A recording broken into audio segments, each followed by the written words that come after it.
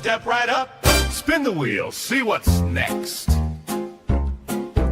Sneaky questions flying fast. No one knows which topic will last. One-on-one, no chaos in the room. Every spin brings a brand new boom. Wheel of madness, let it roll. Twist and turn, take control. Mind on fire, sparks ignite. Every debate's a crazy fight. Who's ready? Who's brave? The wheel decides what you'll face. Strap in! Here it comes! Welcome to the Wheel of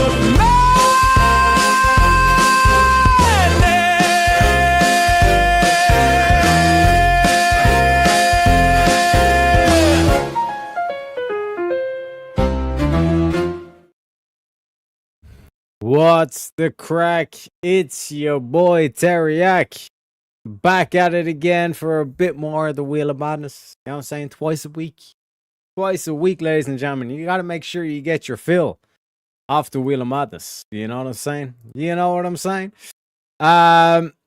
So yeah, yesterday I just got to give a shout out to King Blackout. Oh mon Dieu, as the French would say. Absolute legend. Like I said, hopefully you enjoyed yesterday's episode. We had the raccoon takeover, the raccoon supremacists. You know what I mean? Not only did they infiltrate the government, but then they also start setting up their raccoon religion. It was a crazy night. I'm not gonna lie, it was a crazy night. But you love to see it, especially with the resistance. You know what I mean? The resistance to raccoon supremacy.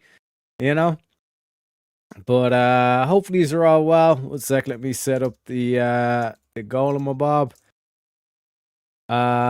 So we do the thingamabob. We put this in here. YouTube, don't fail me now. Okay, right. So we got the goal there. My God, the Twitch and the Kick need to get their shit together. To try to have everything pinned and all that kind of stuff before we get the setup. I need to paste that back in again. Unbelievable. Twitch. Get your shit together, bruh. 1 sec. Where is it? There we go. Oh, I just need to double check this link. Yep. Bada bing, bada boom. So we paste this in the Twitch. And we pin it just in case we got any viewers over on Twitch. We got 2 viewers over on Twitch. So welcome into the Twitch audience. And then we gotta make sure we got the Kick as well. Yeah, Kick's up and running. So we're running up on the Kick, we're running up on the Twitch. And we already got dogs in the chat. Welcome in, sir. Welcome in. So yeah, ladies and gentlemen, like I said, we're back with the Wheels of the Madness. Okay, so let me just go through the rules and regulations. Okay. The number 1 rule, obviously, is maximum madness. Like I was saying, everybody check out yesterday's episode. King took over the show. He was leading the raccoon supremacy movement. He was the raccoon overlord. He's back in chat with the raccoons as well. So you better embrace the raccoon lore, to say the least, ladies and gentlemen. But first of all, let me go through the moves. Okay, so this is Wheel of Madness, meaning, ladies and gentlemen, we got a special menu. We have a wheel. The wheel is the one that picks the topic. Prompt comes up, we debate the prompt. And if you want to move on the topic, it is $10. If there's a particular prompt that comes up that you want to lock in place, you can pay an extra $10 to lock the wheel, and it'll take $10 to unlock the wheel in order for it to spin. If you want a forced topic, and King will tell you, he went mad with the forced topics, forcing us to talk about raccoons all night long. I think we got a bit of PTSD when it comes to the raccoons. It is $20, and if you want to change out the wheel, meaning we changed the theme of the wheel, and you might be wondering, Teriak, what are the different themes? They are listed below, okay? So we have got Bollocksology, which is based just a random amalgamation of different topics, from the completely unserious to the most deep and philosophical. We got pop culture as well. If you don't want to go philosophical, you want something like happy in the middle, just something kind of cultural, all this kind of stuff. talk about sports, talk about music, all that kind of stuff. That we got pop culture right there for you. If you want to embrace the gender wars, we want to talk about dating and the red pill or the blue pill or the purple pill or whatever pill you want. That is the dating wheel, ladies and gentlemen. We also have the religion wheel, because again, you know, religion is a topic, you know. We got the religion wheel there for you as well. And if you want to get deep and philosophical, we got the philosophy wheel there for you as well. And then also the politics. If you want to start talking about policies and what we should do with the government, all this stuff, we got the politics there as well. And the madness wheel is the one it only unlocks after we reach $200 total. That's why we have the Eldona bar to keep track of that. That's where we have all sorts of different ones. Like we got like gifted membership, mutes for the panel, and all this kind of stuff as well. Also, just remind as well, guys, the standard moves too. We got $5 for a meme clip. Let me give you an example of a meme clip. I don't know what you heard, but this show ain't free. This show ain't free, folks. It is fan funded. So if you want the memes, it's $5 each and a specific topic. Or if you want me to read off song lyrics, perhaps in a funny accent, maybe a bit of a Russian accent, like Comrade Taryovsky, as they would say. You know, it is $20, ladies and gentlemen. Also, if there's a particular panelist you want to say, nah, put them to the back for 5 minutes, it is $5 per 5 minutes. So $1 a minute off a minimum of $5. And if you want to ban someone for 24 hours, say, hey, come back tomorrow, it is $100. And lastly, but not leastly, folks, if you use the PayPal or Ko-Fi, it is 100% more bang for your buck if you use the PayPal or Ko-Fi. The reason being, Apple and YouTube takes 50% of super chats. So what happens if you're on an Apple device and you super chat? Typically, YouTube takes 30% of all super chats and all this kind of stuff. But Apple then also take 30% of the starting amount. So if you donate $10 on an Apple device, you super chat $10 on an Apple device, what happens is Apple will take 30% of that $10, which means $3 goes to Apple. Then of the remaining $7, YouTube takes 30% of that. Which means YouTube then takes $2.10, which means out of that $10 super chat that you gave on an Apple device, essentially $5.10 goes to Apple and YouTube, and only $4.90 goes to me. Okay, so that's why we're giving 100% extra if you use the PayPal or Ko-Fi. So if you use the PayPal or Ko-Fi and you spend $10, you get up to 2 free spins, or you get a forced topic for only $10. Okay, so just to make sure you all know that. Also, just to welcome in the chat as well, we obviously got the King Blackout, we got Prince of Dogs, we got Independent Thinker. What up, fuckers? Good to see you, Tarek, my bro. Step right up and spin the wheel. Exactly. And we got Just Me, Stacy. Welcome in. But without further ado, folks, let's spin that motherfucking wheel and let's see what we're starting off today. We're at the theme of Bollocksology, by the way.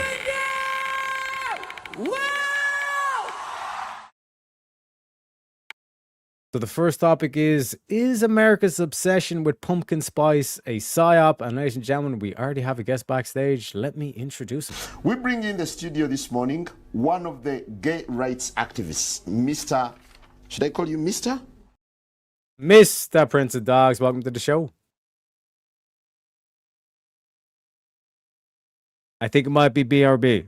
Because he did put that in the back chat. Oh, so I did. Oh, wait, he's back. He's back. I was muted. My bad. Hey, you know, we all do it. You know, True that. step away, Welcome you mute your in, mic, and then you come back and you forget to unmute it. Shit. Well, that's what they say. You mute, you lose. You know, it's like an objective fact or something like that. You know, Something like that. But anyways, yeah, I was just gonna say, thank you for having me on. Always a good time. my pleasure. Let's go. So, what do you think about the topic? That's an interesting one. PSYOP, huh?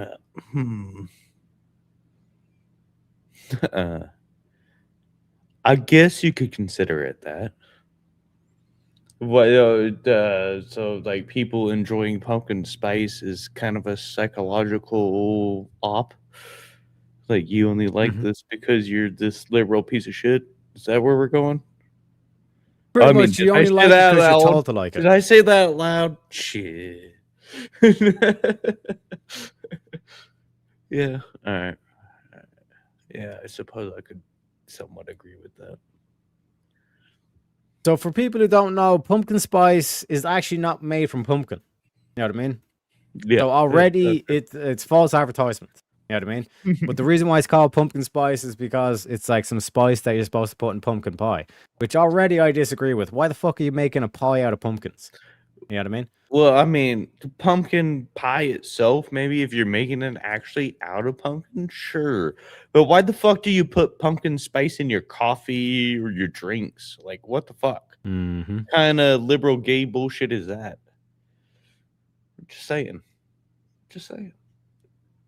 Because it's made of apparently cinnamon, nutmeg, cloves, and ginger. Oh, well, that sounds like a nice Mullen or shoot, I'm losing the term. Damn it. Yeah, herb spice you'd add to apple cider or something like that. Like, it just sounds like a spice mix that you'd add to shit. But like, why are you adding it to this shit that you shouldn't be adding it to? Just saying. Because like for me personally, like if you're going to, for example, like drink your coffee or whatever, like all these kind of like different spices that they throw in, like already with the sugar, it's just too damn much. You know what I mean? Well, yeah, exactly. I agree. I actually drink all my like I take all my beverages straight. Is that the right term to say it? Like, my coffee is black and hot, and my water is clean and pure, and I don't add any of this bullshit. So I just don't understand it myself. Why? Especially pumpkin spice. Talk about some gross shit. Like, what the fuck? Well, I'll tell you what's not gross shit. We got the easy raid. Let me play the clip, ladies and gentlemen.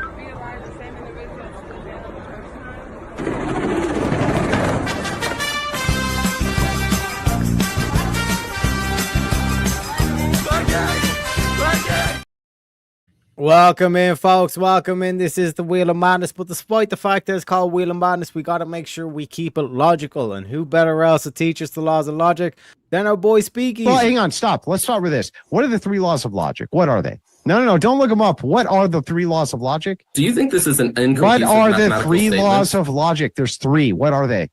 I don't fucking know. You don't know the fucking laws of logic, dude. All right. No, all right, dude. I don't know where. You don't even know the 3 laws of logic. This is fucking crazy. You're fucking crazy. Do you want to bro. ask Speakeasy if he knows? Yeah, it's the law of identity, the law of non-contradiction, and the law of the excluded middle. His name is John C. Anything else, shit? His name is Speakeasy, and he is a legend. Also, yeah, that's the thing that happens on the YouTube redirects. Like sometimes it actually doesn't transfer over. Like it's like basically sometimes like half the people don't actually get transferred over and all that. Abe also rated, by the way, too. But it is what it is. You know what I'm saying? And also shout out to Abe as well for the raid. We got the double raid. So let me play the clip again.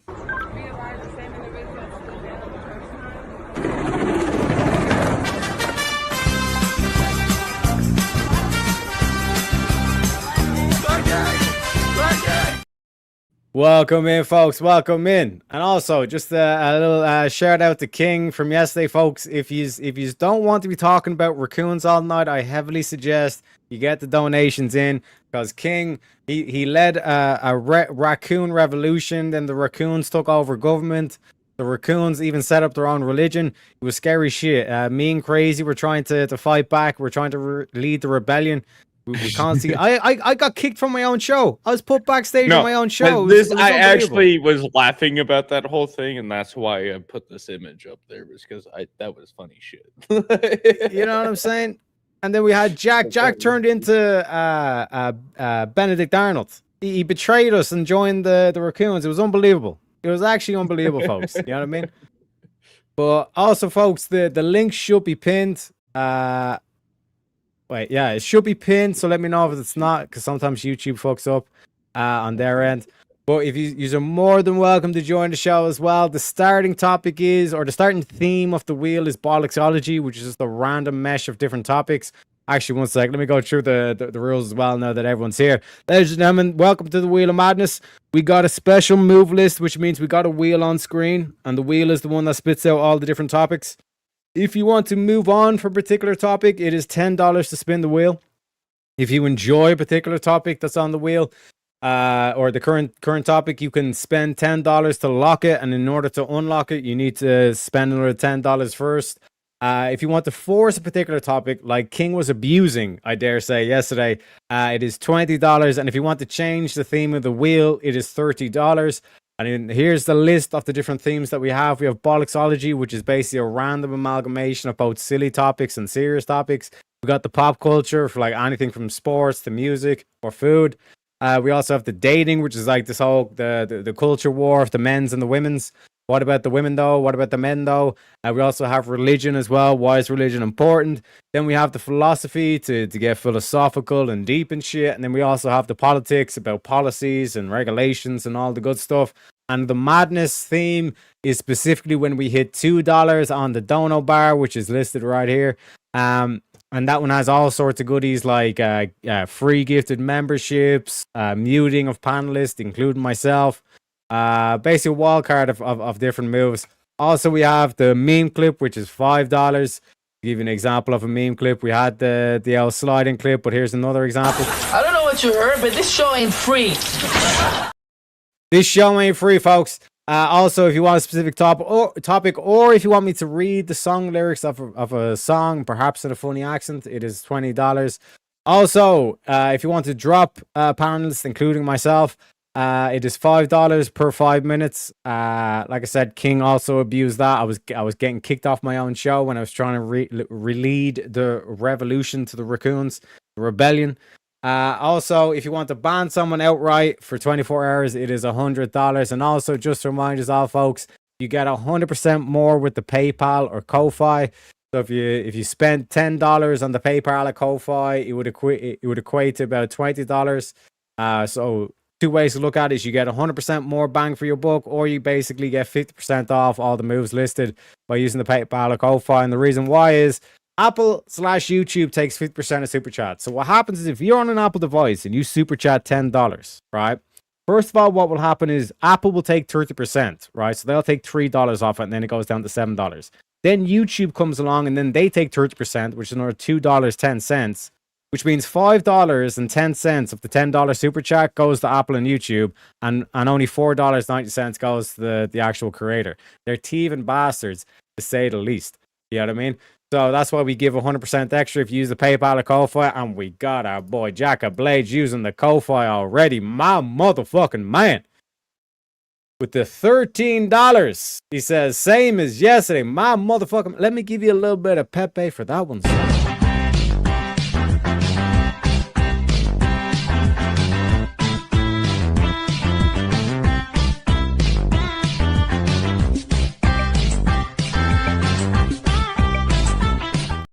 Shout out to you, sir. So we're already up to $26 in the wheel bank. Jack, let me know when you want to spin.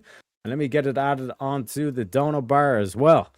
And once we reach $50, each $50, we get a premium meme as well. We got all sorts of premium memes as well. Also, welcome in, Ivan, as well. And everybody in chat, welcome in, welcome in. But the current topic, or the first topic of tonight is America's obsession with pumpkin spice a psyop?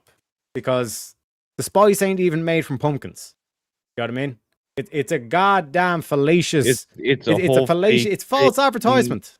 Yeah, exactly. It's false advertisement. Yeah, and there you go. Yeah. And we got dogs as well. Let me give you the money clip for that one.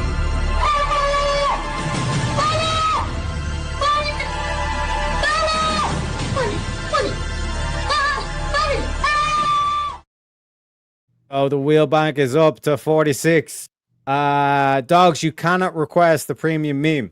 We only get the premium memes when we hit the goals, but we're really close. We're about halfway to hitting the Dono goal. You know what I'm saying? Okay, that's a premium one. My bad. I forgot that's a premium one. But we're halfway there. We're halfway there, baby. You know what I'm saying? Okay.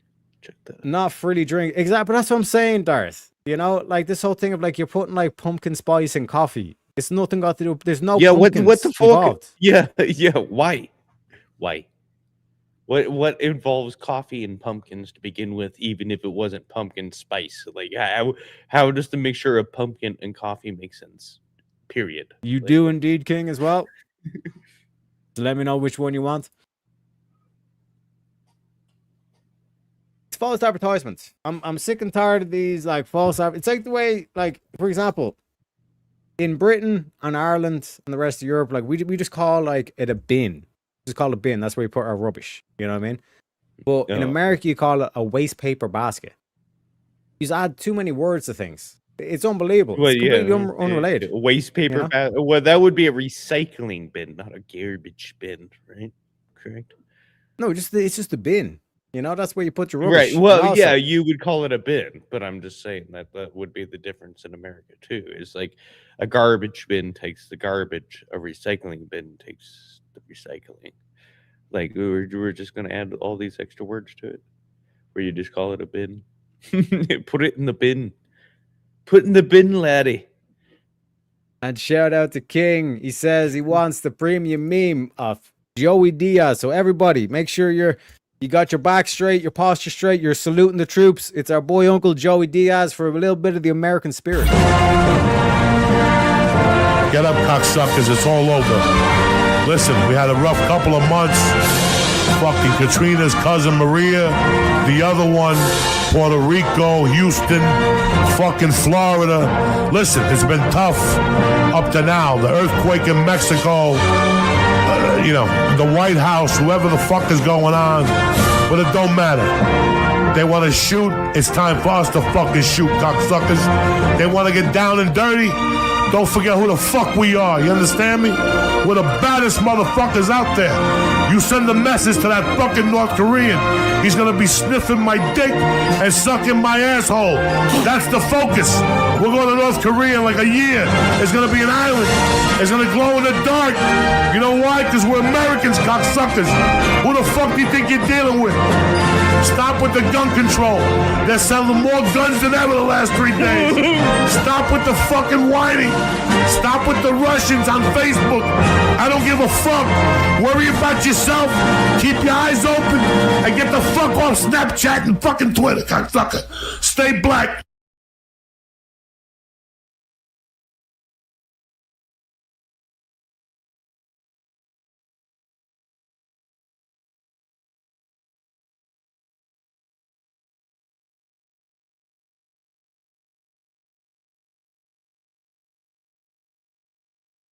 I was on mute. Oh my God. Stay blackout, folks. Stay blackout. You know what I'm saying? Shout out to you, King. And that's an example of the premium memes that we have. They're about a minute long. We got Andrew Wilson. We got the Asmongold question. We got Let's Talk About Me. We even have a little bit of Patrice O'Neill as well. So let me know, folks. Let me know.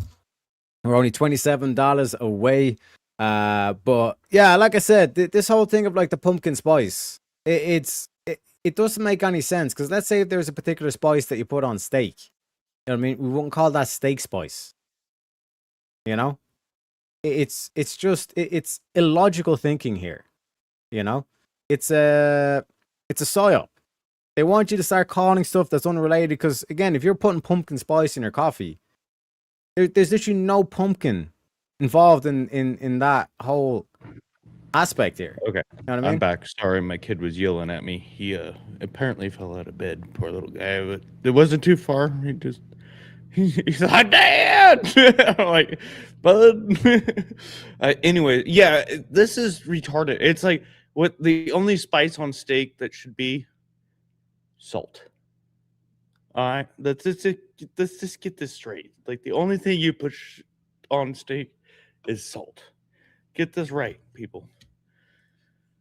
No, Montreal, just straight salt, so you can enjoy that beef to the purity of its soul. Yeah, and then like Pink Nuggets the same. We've sorry, I was trying to deal with my Montreal kid steak spice. while listening to this too. Sorry, it don't make no sense because why are you saying it's Montreal steak spice? Like, why are we adding in Montreal? It don't make any sense. You know what I mean? This is why we have to like get back to the fundamentals. Like, is a hot dog a sandwich and all this stuff? We need to start drilling people on definitions. The first law of logic is first for a reason. We need to have proper identities here. Because this is where we get to as a society where we're calling men women. Makes no sense. You know? People have lost the run of themselves. Yeah, everybody's hitting me on that one now. But yeah, it's all good. Coffee should be black. Steak should be salted. That's it. All right.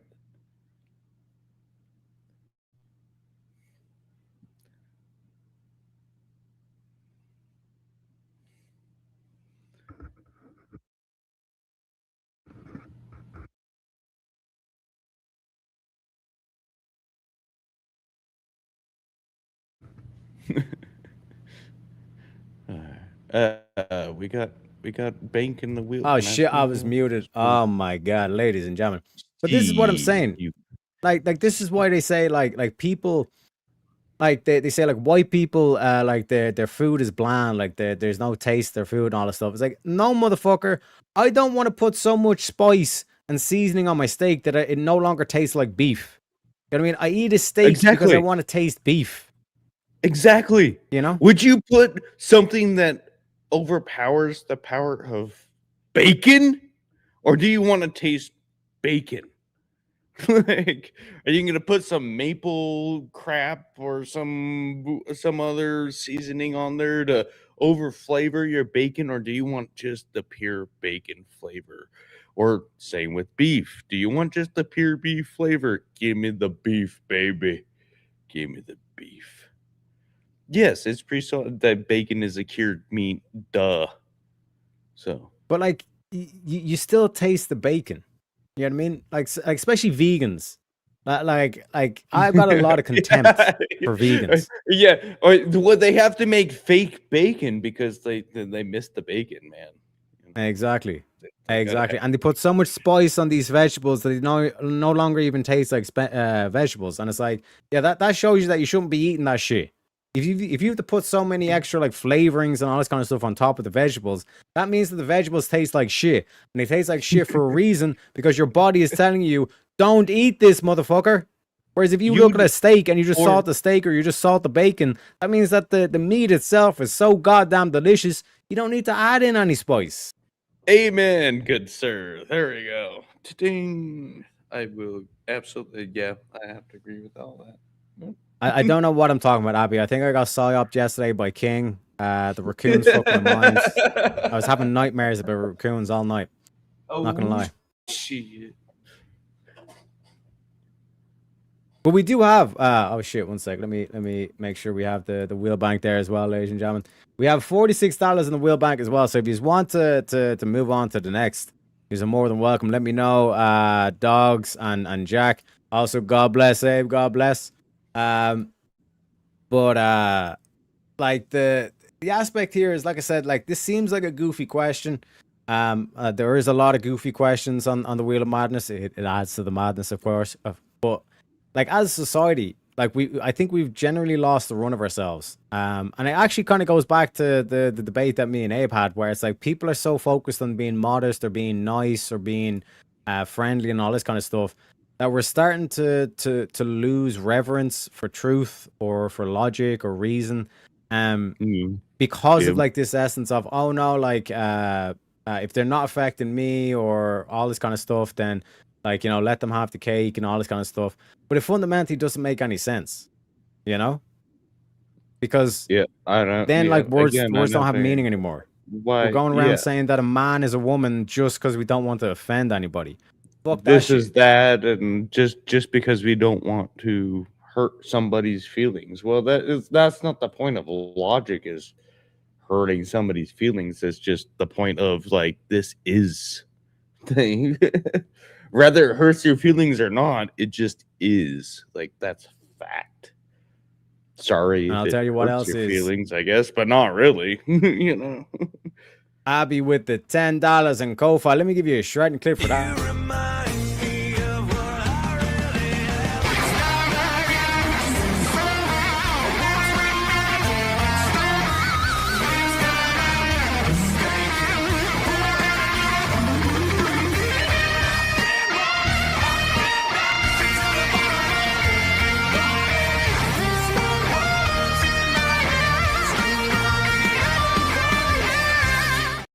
Are we having fun? Yeah, and yes, Avarice does have wild arguments, but that's why we love him.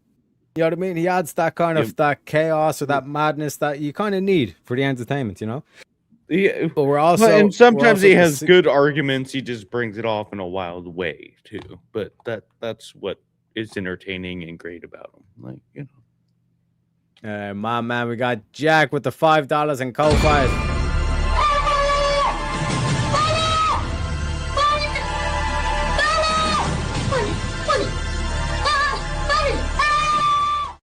Says, I meant to send a 5. Oh well, lol. Happens when you smoke. It is what it is. It is what it is. And also shout out to Dart. Dart's going to be doing a 420 stream. I'm going to try stop by. You know what I'm saying? And talk about not only the benefits, but also the benefits and the negative side effects to the marijuanas as well. Because I think we're in a stage now in society where we kind of like lean too much at one thing. You know what I mean? Yes, the reefer madness was it was propaganda and it was wrong and all this kind of stuff, but that doesn't automatically mean that just because someone lied about something doesn't mean that it doesn't have negative side effects and all this kind of stuff as well. You know what I mean? He does indeed, Abby. He does indeed. You know what I'm saying? And also, King saying, enough of this shit about pumpkins. I didn't come here to talk about pumpkins, okay? We gotta spin that motherfucking wheel. Spin it! Spin it! Wow! Is meritocracy a lie for losers? Your thoughts, King? Throw meritocracy. Hold on. All right, define it then. What do you mean by that then? What is the term? What is the meritocracy term? Meritocracy means that you believe that we should run a system based on merit. That merit should be the highest principle. Okay. All right. I thought that's what it meant, but I wanted to verify by, just wanted to verify. No. It's not a lie for losers. Why? Well, your merit is the best thing that you can prove to society you have, so it shouldn't be for losers, right? Yeah, but why? What's the justification for merit? Well, justification for it. Well, I mean, if you can't prove your merit, what's really your overall worth in society? Is that the right way to say it? I think that's how I'm trying to say that. Well, like the opposite would be something like egalitarianism.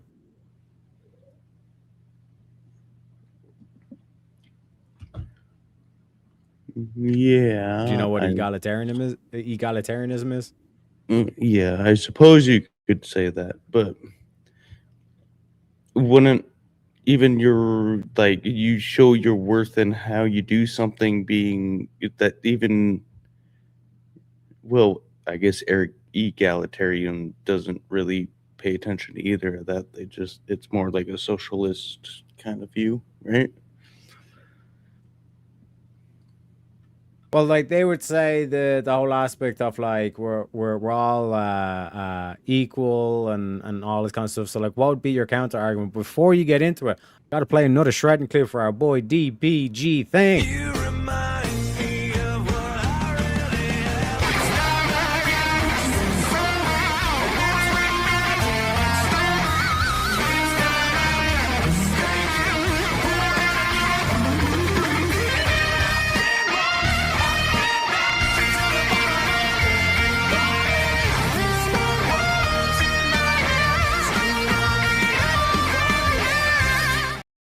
DP send $100 on the PayPal. Let me give you an extra little Pepe for that one.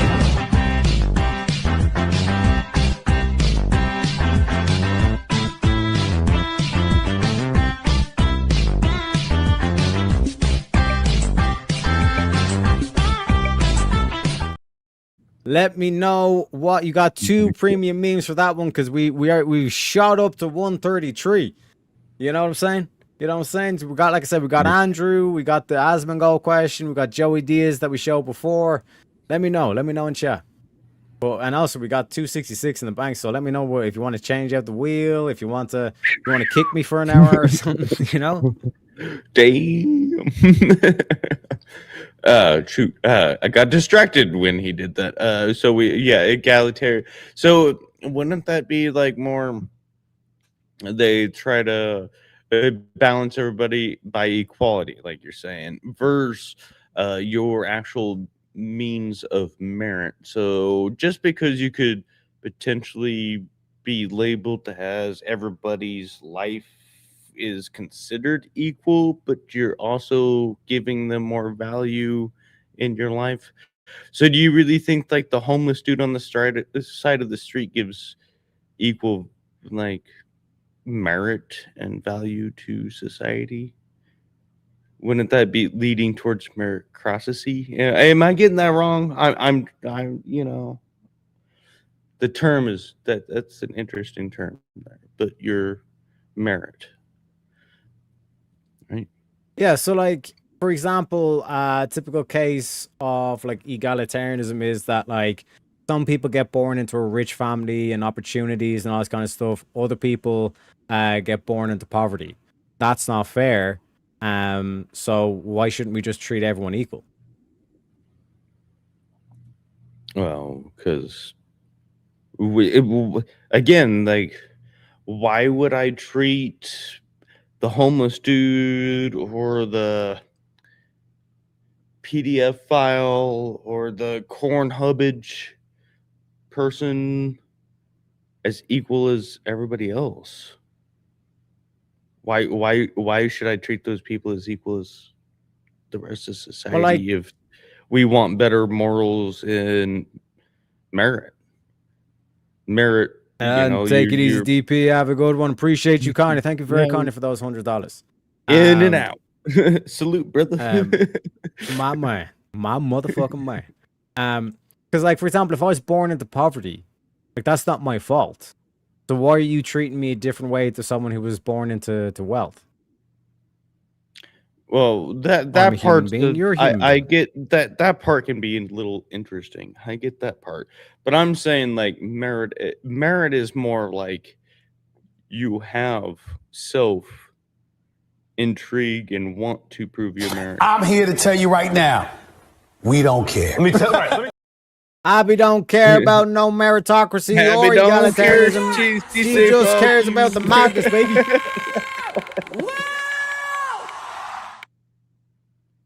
Oh, here, this is a fun one. Is deep dish pizza off the devil? What the fuck?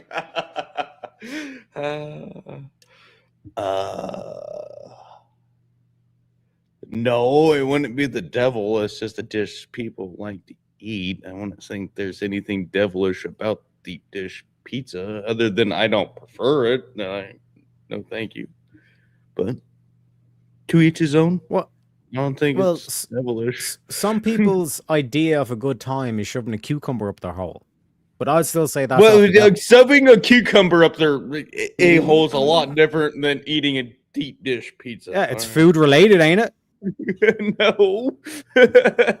Pizza's a food, cucumbers a food, ain't it? Okay, now if you're telling me you're using the deep dish pizza to do something else, then I might call that devilish. But you're just eating it versus shoving it up. That you shouldn't be shoving it up to begin with, because that's unhealthy and probably not not sanitary. So, like, for example, like with the whole idea of like a deep dish pizza is it's like basically purely cheese and like there's very little kind of like bread and all that kind of stuff on it, right? So, if I was to eat soup, like, would I call that a sandwich? Because it's technically like if I got like two pieces of bread, dipped them both in the soup, and then put the pieces of bread together, is that now a soup sandwich? No, that's the bread dipped in soup. Yeah, so it's the same thing. It's like that's just basically cheese with a side of bread. But what would be devilish or demonic about it? It's deception. It's not pizza. It's deception. It is off the devil. Okay. Hold on. That's actually funny. It's deception, brother. Abby agrees. It's not a pizza. Exactly. It is deception. It is lies. It is off the devil. She don't like them Chicago's pizzas, then, do she? Them Chicago deep dishes. That's heresy. The devil worship. That's what Abby says. Oh, that's funny shit. I was going to say, just to give you an example. But morally speaking, morally speaking is where the devil's work comes from. Morally, what morally on that food factor is there anything wrong? There is no morals wrong with any kind of form of pizza unless it's served with some kind of morally wrong substance. Is the only thing I could give you. I'll tell you how it's morally wrong. It goes against logic. It goes against logic. It is cheese with bread as a side. Wouldn't that be called pizza? No, because like I gave the example of like if I dip two slices of bread in soup, and then I put those two slices together and then ate it. You need this dough. Let this dough rise, and then you put it into a platform of a pan and a shape and a form. And then you rub tomato paste. And then you put cheese on it, and then you put your toppings as well if you want. How is that any form different than a weird style of pizza? I could call it a weird style of pizza. I would be about that. But what's morally wrong about it? It violates the law of logic. You know what I mean? And ladies and gentlemen, we got Jungle on the Ko-Fi. I gotta have to play a double clip for this one as well, ladies and gentlemen.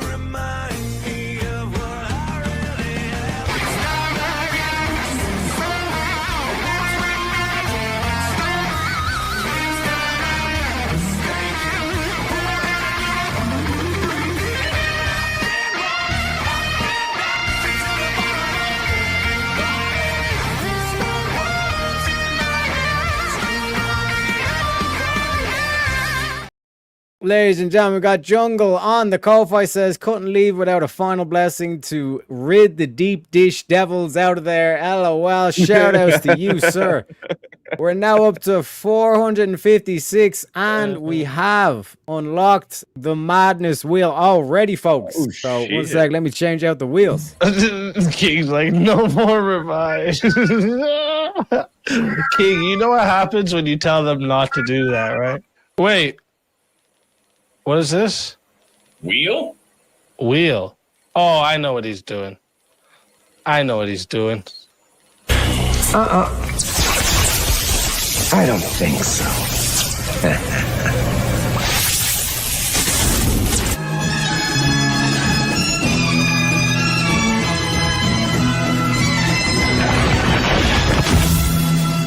Let the madness ensue. Let the madness ensue already. Oh, Jungle, crap. you absolute Oh, boy. legend. Absolute legend. And like Jack is saying, God damn, it's the madness wheel already, folks. So Darth and Jack, get your asses on panel. Let the madness ensue, boys. Why is it just gotta be us? Come on, people. Come on, buddies. Somebody else come up too. I mean, this is fun. Whatever. I'm having a great time. But yeah, 100%. Prompt is, dogs. Should women be allowed in combat roles in the military? No. Why? Because the enemy is going to want to take even more advantage of them. They can't keep up with men. I guess I could go on from there, but I guess those are the two basic ones I would go with. Okay, so first of all, we have a gay rights activist backstage. I'm introducing. We bring in the studio this morning one of the gay rights activists, Mr. Should I call you Mr.? Mr. Darth, welcome to the show. Hey, Darth. What's up, man? What up? I got called out. I had to come up. My man, my man. Well, wait, wait, hold on. Is that a cup of coke right there? You had to come up because you got called out. Oh shit! No, I wanted to. All right, there you go. That's No, better. also That's better. the Rakins took over my life last night.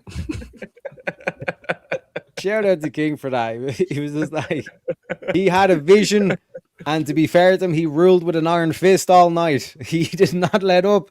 He caused the Raccoon Revolution, and like I said, no matter how hard I tried to start the Raccoon Rebellion, he even put myself backstage as well. So shout outs to King for that one. But Dar, to get into the prompt, should women be allowed in combat roles in the military? Definitely not. Because, I mean, there's all sorts of the science behind just, well, let's not even get into that part. But the empathy that men feel when they're trying to protect women in a battle situation, and it makes it super easy to demoralize the men who are applying the force. How so? That's interesting. Maybe restate. Maybe you stated it wrong.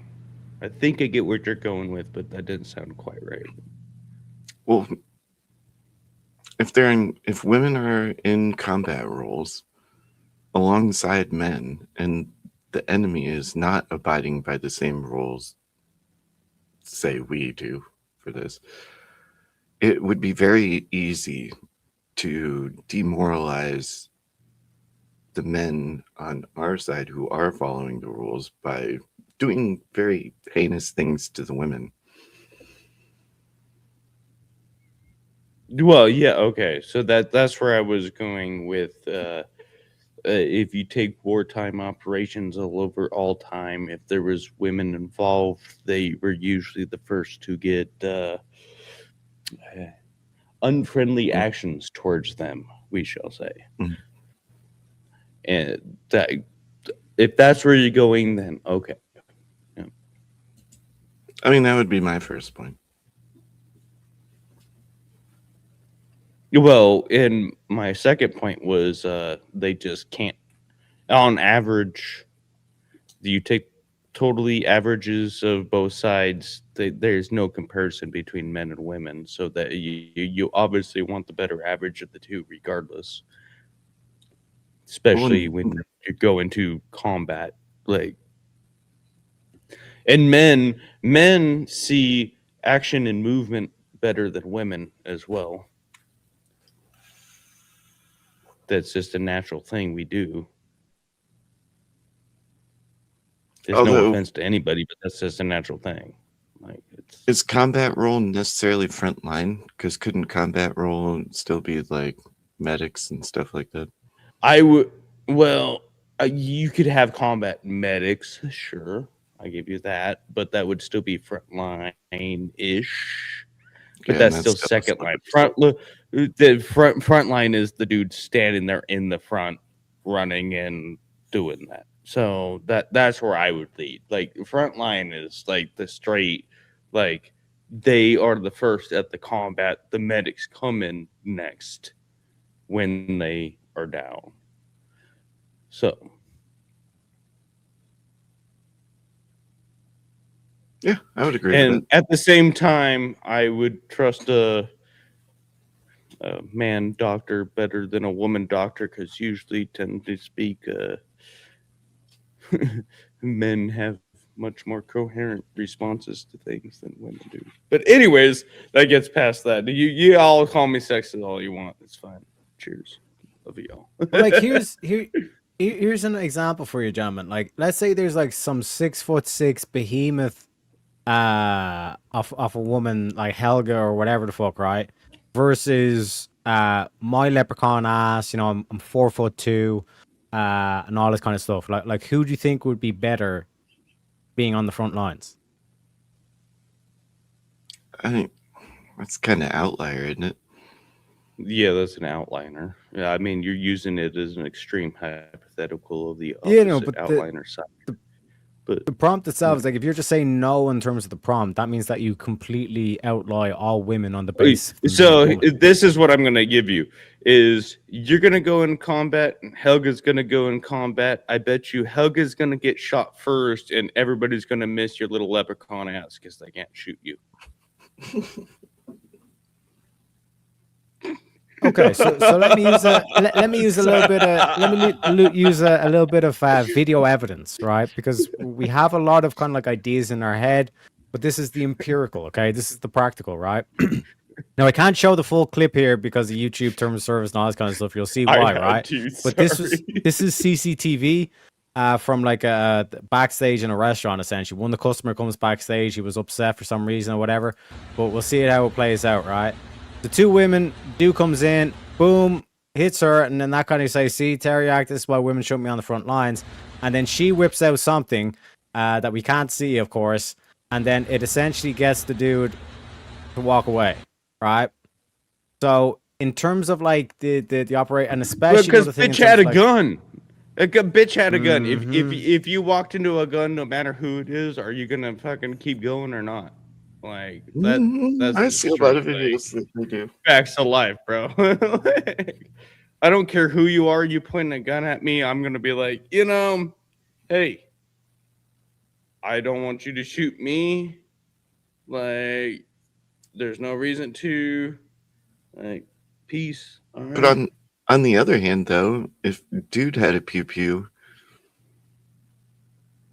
bitch would have walked away. Yeah, no, bitch would have walked away. There would have been no hesitation. You know what I'm saying? Nobody would have had an opportunity. This is getting crazy for YouTube. Okay, spin that fucking wheel. You heard him, folks. He says, spin that motherfucking wheel. Spin that! Spin that! Spin that! Wow! Gentlemen, would you date someone who still talks to their ex every week? Oh, that's Probably not. That's a hard one. Depends if they have kids. Yeah, that's where I was gonna go. I'm a divorced dad of 2, and they're in school, and we have trading time, so I kind of have to negotiate time with the kids. So that's a little hard for me to say no. But in all, if they didn't have kids or attachment at all means that way, no. Your ex is your ex. That was a silly thing you did back in the day. But if you have kids and you went through divorce and you have child custody things going on, then yeah, I have to give a little leeway to that because I have to too. Ladies and gentlemen, Jungle again on the co-fi. Let me play all 3 money clips for that one. You remind me of what I really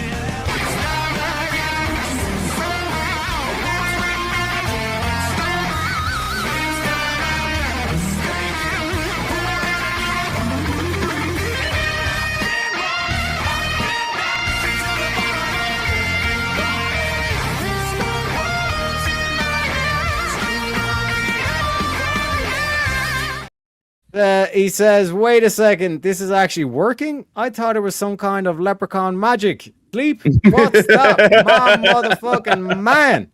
Let me give you Pepe and the other money clip for that one.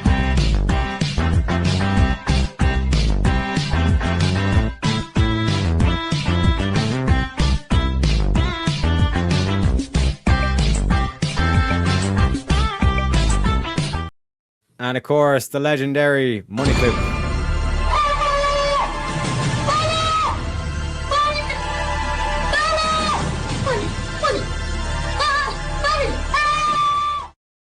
And I'm basically going to play all the premium memes because we absolutely shattered the goal. Like, this is one of the highest streams we've ever gotten. And plus, I'll read out the number because I know you all love me hearing the Irish accent for this number. 333 out of 200. We absolutely smashed the goal already. So shout out to you, Jungle. So first of all, we got to play the Andrew Wilson clip. So ladies and gentlemen, the one and only Mr. Andrew motherfucking Wilson. I think that women should be grateful They should be grateful. They live in the best society ever, and it's all built on the backs of not them. The air conditioning, which enables them to even exist, everything which allows them to exist in modernity is built by men, and they're the most ungrateful, snot-nosed brats about it that you've ever seen. And there's really no cause for it because they bring nothing to the table, none of them, including the old bags here who bring nothing to the table by their own admission except their and that, to me, is why, and when asked, this is all you get. I bring love and affection. You don't bring to the table. And that's why you can't even answer the damn question, no matter how many times we ask it. And it makes me sick because that is modernity.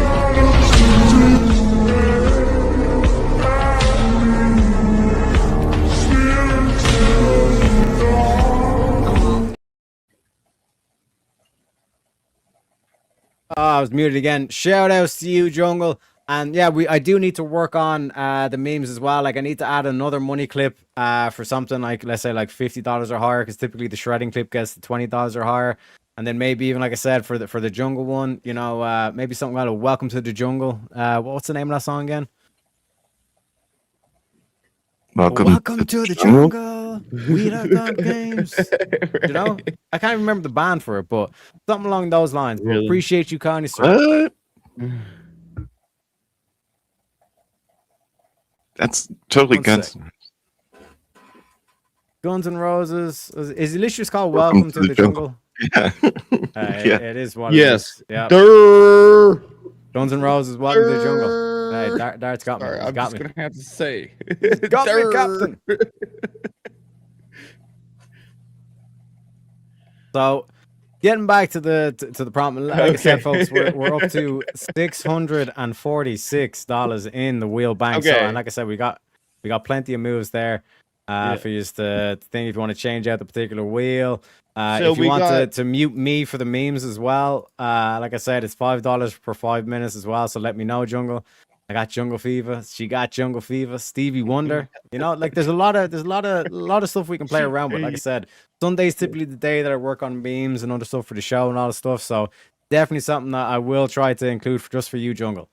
Answer the question, Teriak. I don't think I would date to someone that would talk to their ex every week in the general sense. But as the boys is pointing out, like if they already have kids and all this kind of thing, and like they have to work out like schedules and all this kind of stuff, like that's an exception to the rule. But if it's Right. generally just a thing like of it was like a previous relationship, there's no kids or whatever, but she still feels the need to continue talking to this person, I'd be like, from the aspect of like, why do you still feel the need to talk to that person? You know what I mean? Oh In no, terms of, like, and I'll put it reason this and- way: like my ex, and like we were married. Like we knew each other since we were 15. We were married for 13 years. I have a 14-year-old child and a 16-year-old child with her. If it wasn't for the means of needing to meet to exchange the children and working out school sometimes and things like that, I wouldn't talk to the bitch at all because she fucking left me. All right. But I get there are these little things that could play a factor where it would be okay-ish, you know, because my life has showed me that as well. And that's the only way I went through that. Other than that, no, fuck you. Fuck that ex. Fuck that person. Get the fuck out of there. But that's where I'm going with it.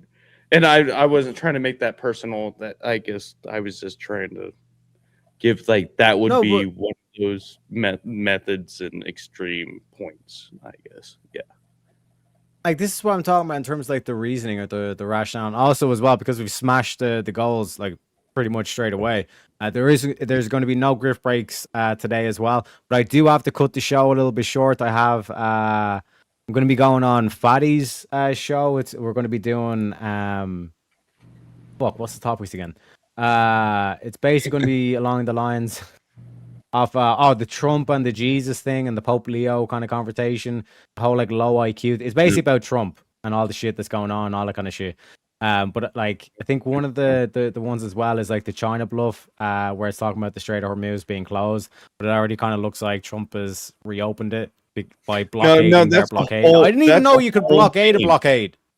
That's a whole You know what I game. mean? It's a game, man. It's like, have you ever played How- Risk? It's a whole fucking But- game. That's what he's but doing. dogs, It's a whole how the game. fuck do you blockade a blockade? I didn't even know that was possible. No, and Get what I what mean? he's doing is he's blockading them for or the one route through and allowing another route is what he's doing. He's playing a game. My defensive figures are over here. Now you need to maneuver around these defensive figures and leave these ports and not hit these ports in order to go around us. That's what's going on. It's a whole different mentality than people think it is. He's playing Risk, is what he's doing. He's playing the fucking game Risk with the whole world, and he's got his game down. I get that. Like, you know. Mm-hmm. And also, DP, do you want to topic change the current question to a race mixing debate? Because, like I said, we got plenty of dollars in the wheel bank. If you do. Yeah, we could spin it if we want to keep going, like, or do another. Yeah, I'm down for whatever. Well, we can. This is all fun. But either or, We do we'll- got we'll plenty. Yeah, I think we got plenty covered of this room and to we all work with. agreed on it, right? 100%. I think We're we all gonna spin mostly that agreed wheel. on it. Like I said, there's free gifted members and all this kind of stuff on it as well. Gentlemen, this is going to be an interesting one. Should the death penalty exist for certain crimes in modern day? Yes. I think logically no, but that doesn't mean I don't feel like it should be. And we got DPG thing saying yes. So, it's like, let me know if you want it rephrased, but it's should Well, what's your answer, we Terry? Okay. I mean, there's only race three of us, so you got to chime in too at this point. You think death penalty should exist for? Yeah, because a pedophile that doesn't reoffend is a dead pedophile. So, yeah, right. That's where I was going. Yeah, you know, And that's why I feel like it. You're proven. You were judged by your peers, your judges, everything. You're You were wrong. proven guilty of such a heinous crime. I think like you can pass away and let God judge you from there. And But if gentlemen, God should we race judges that mix you in weren't modern day? wrong, then he'll figure out what to do with you from there. And so, oh shit, we mix that we switched that fast. Oh shit, should we mix? I mean, I say why not? yeah. Race shouldn't be the important part. It should be, you know. I don't really care about it. Like, yeah, whatever. I don't think it's a big deal. But if we want to do something, we have to have a reason, right? We must be reasonable. Sure, Or we but ought to be would reasonable. Race define reason? Are we going? No, but there? that's what I'm saying. Both these are a Would bunch of race fucking define- fence sitters. You were like, yeah, sure, why not? It's like, motherfucker, give me a reason. Give me a reason. Well, okay. Well, you know, we're all humans. It's fine to have you raise a family together, no matter what race you are. Yeah,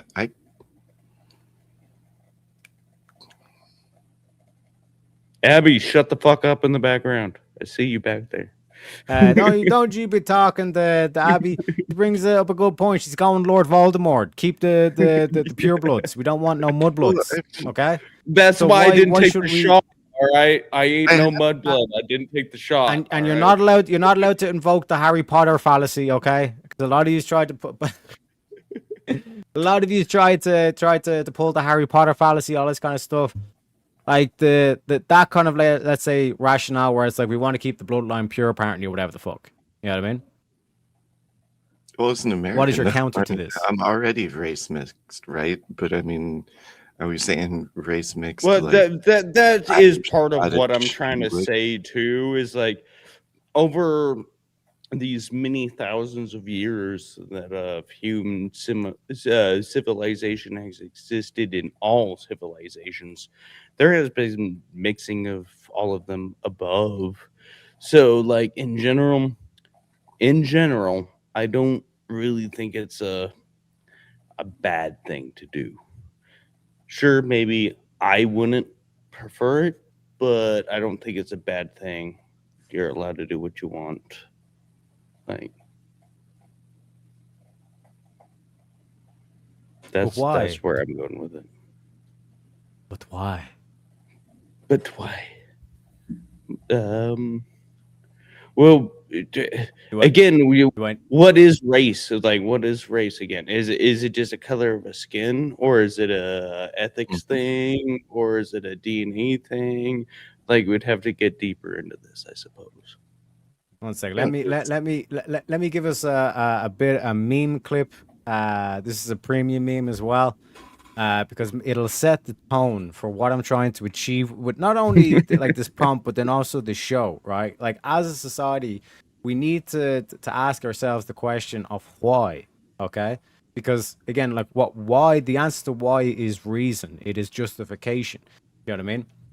So 1 sec, the meme is still loading. Holy shit, StreamYard, get your shit together, right? You might remember this meme. But one of them caught our eye, the one in the center. He would neither go towards the feeding grounds at the edge of the ice, nor return to the colony. Shortly afterwards, we saw him heading straight towards the mountains, some 70 kilometers away. Dr. Ainley explained that even if he caught him and brought him back to the colony, he would immediately head right back for the mountains. But why?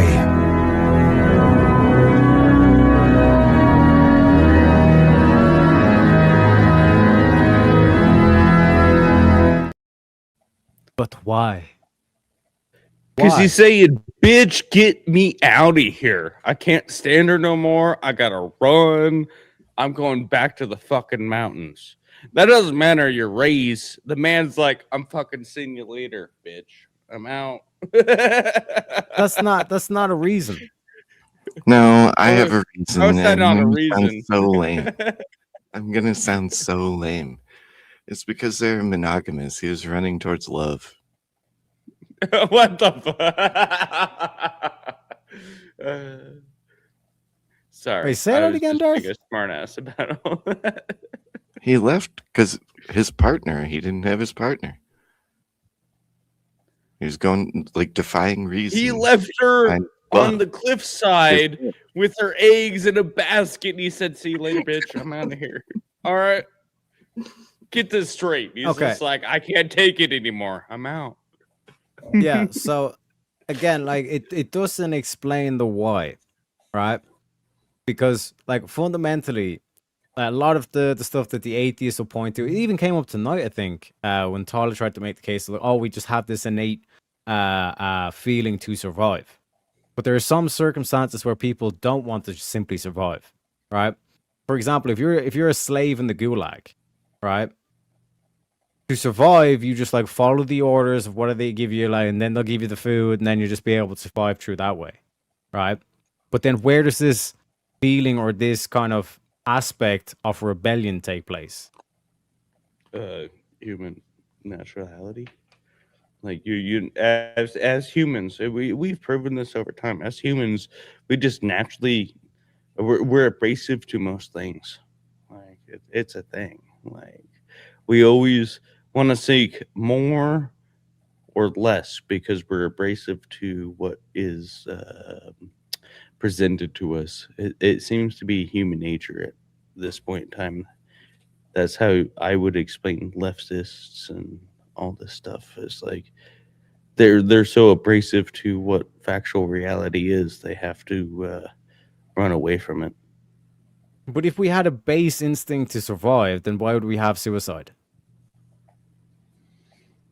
That would be That's a rough one, right? And you said it too.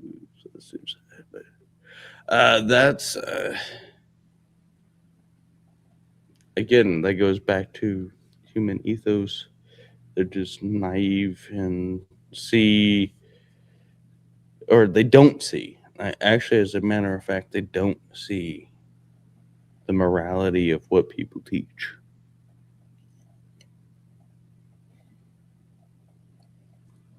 Okay, another non-answer. Dart, you want to keep have a crack at it?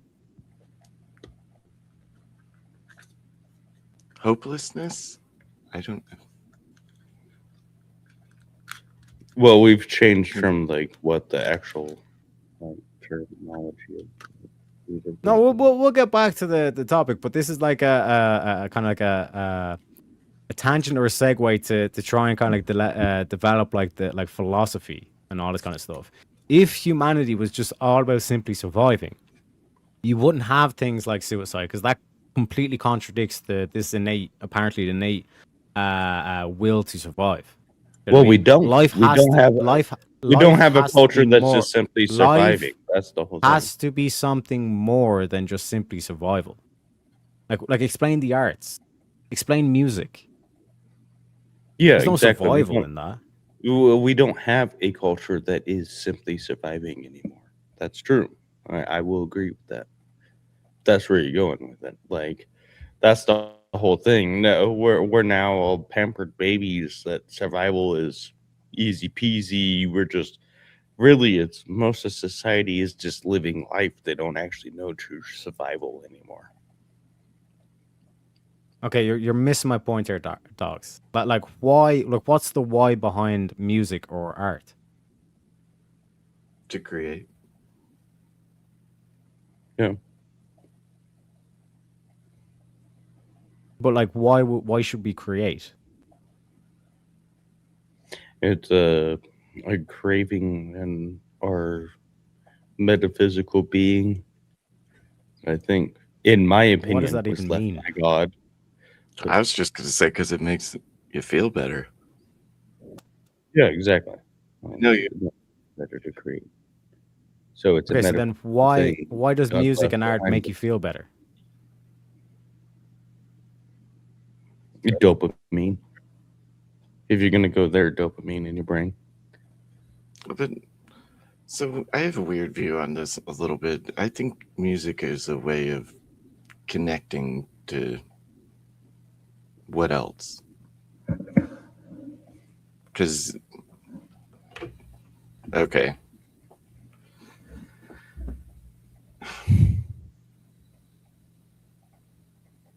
Trying not to get all godlike, but I mean, it does feel like when you're in the zone, just like with any other art form, there's some weird connection between the people experiencing it, the person performing, something else. It's hard to explain. I'm not sure that really has to do with that, but that's what it made me think of. How to explain and where do I go? No, it's an interesting.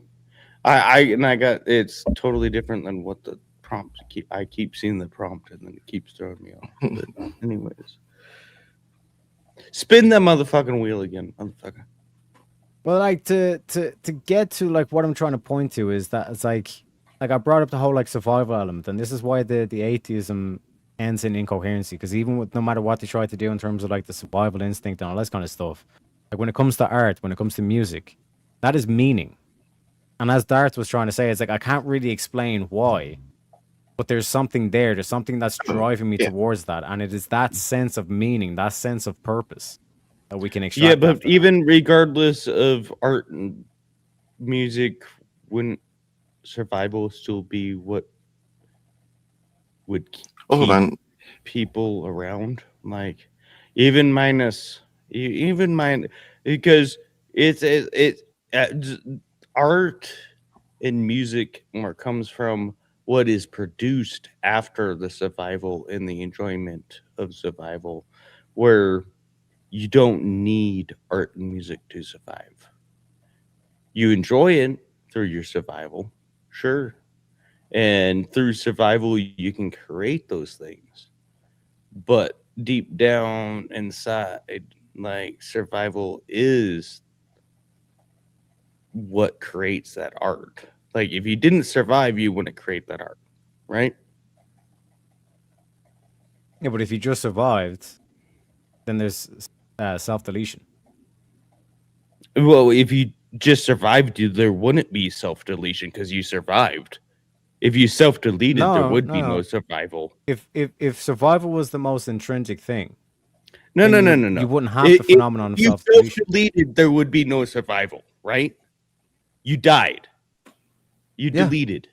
That's a phenomenon But you deleted that we can observe. right? Well, then you like, where was the purpose behind that?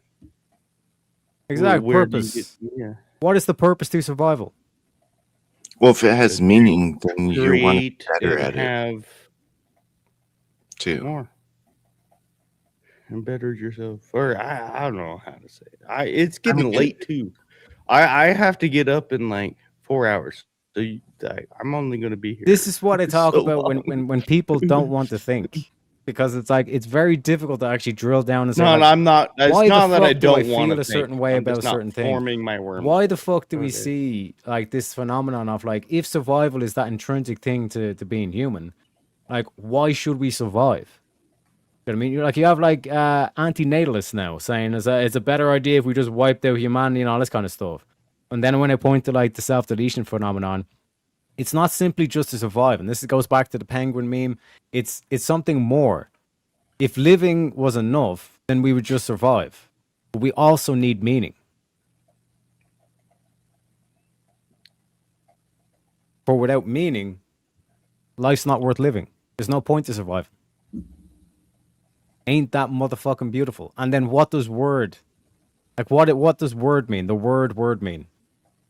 The word is designed by human mentality state. I actually don't know. Why The I never looked that up? Word means word a unit itself- of meaning. Yes, the word itself was created by people. What the meaning behind it, I get what you're saying here. The meaning behind word was created by an objective point. I can get that. I get what you're saying here. No. Listen to what I'm saying. A word means a unit of meaning. Mm-hmm. What does the unit come from? There's Something no we such- observe, there- right? There's no such thing as a meaningless word. Every word has to have meaning. But Otherwise, that's it would not where be I'm a word. saying is like, but yeah, that's where I'm saying. But the word, if it comes from a unit of meaning comes from something we observe, right? We see that unit. Yes, the empirical proves or justifies the logical justifies the empirical. Isn't it ain't beautiful? Okay. Yeah. Also, there is slang. Yeah, true, Abby, true. But as one sec before we get to that, because technically our boy DP Thang Jungle says he wants to change it to, what is your stance on big government and how do you propose we begin to pull back and reduce the thousands of liberal policies created by feminism in the West? So one sec, let me change this up because this is perhaps a bit more spicy, gentlemen. Awfully topic. So one second, I need to get the wheel bank in order as well. So, gentlemen, your thoughts?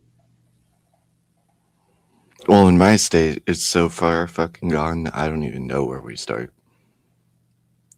Getting the governor out would be where I'd start. Yeah, I have that same problem with my state, but my stance on big government, they should be limited in the best they can be, protect us in the means we proposed in the Constitution, the original Constitution, and to reduce the thousand liberal policies. Yeah, that's going to be a tough one, but if we had less liberals It might be easier. Hey, I'm not saying anything past that. I'm not saying to do anything to them. I'm just saying if we had less of them, it'd be better. All right. That's all I'm saying. I think so this the is question is- complicated because the system is already set up to benefit them. So, like, how do you dial that back? I mean, You can't vote yourself out of tyranny. Yeah, mhm. you can still vote. But how do you encourage those people to vote? But when there's so many of them and they have their whole feminist views and there's simp men that even follow it, and like pretty hard. If there was just less of those people, it'd be great. It'd be awesome. We could vote our big government to do exactly what we Not want. answering the question.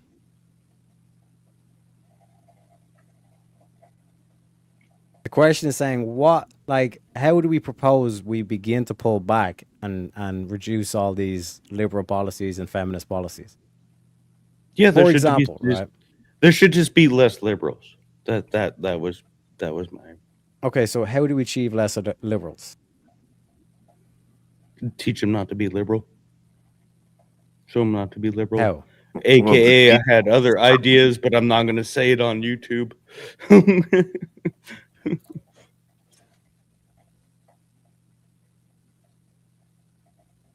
AKA, get rid of the liberals. They could just we could just send all the liberals to another country, and I'd be fine with that. You want to be liberal? Go over here. That's fine. Ooh. One good way that would at least help with some pushback would be more of an emphasis on homeschooling, I think. That way they're not like super indoctrinated. Phenomenal. It's great. I'm a single father that homeschools and works full time. So I support homeschooling every day because I don't want my children taught this crazy shit that they teach in schools. But on the big government part, yeah. Big government. What I want my big government to do is do the little parts that I really want them to do. That I want them to protect me, secure my economy, and give me the means to continue my life. That's all I want. Yep. Other than that, get the fuck out. So how do we go back fighting against big government? First off, get rid of. Oh shit! Now I had a brain fart. Fuck! It's getting late. Shit. Feminism in general. There's the amendment they had way back, but yeah. I am getting tired of shit, bros.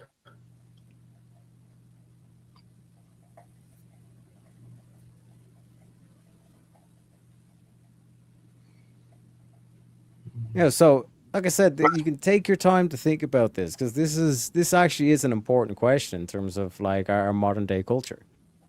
Because politics is downstream from culture, which means to go in and to say like we're just going to wipe out the feminists or wipe out the liberals, you're basically proving them right.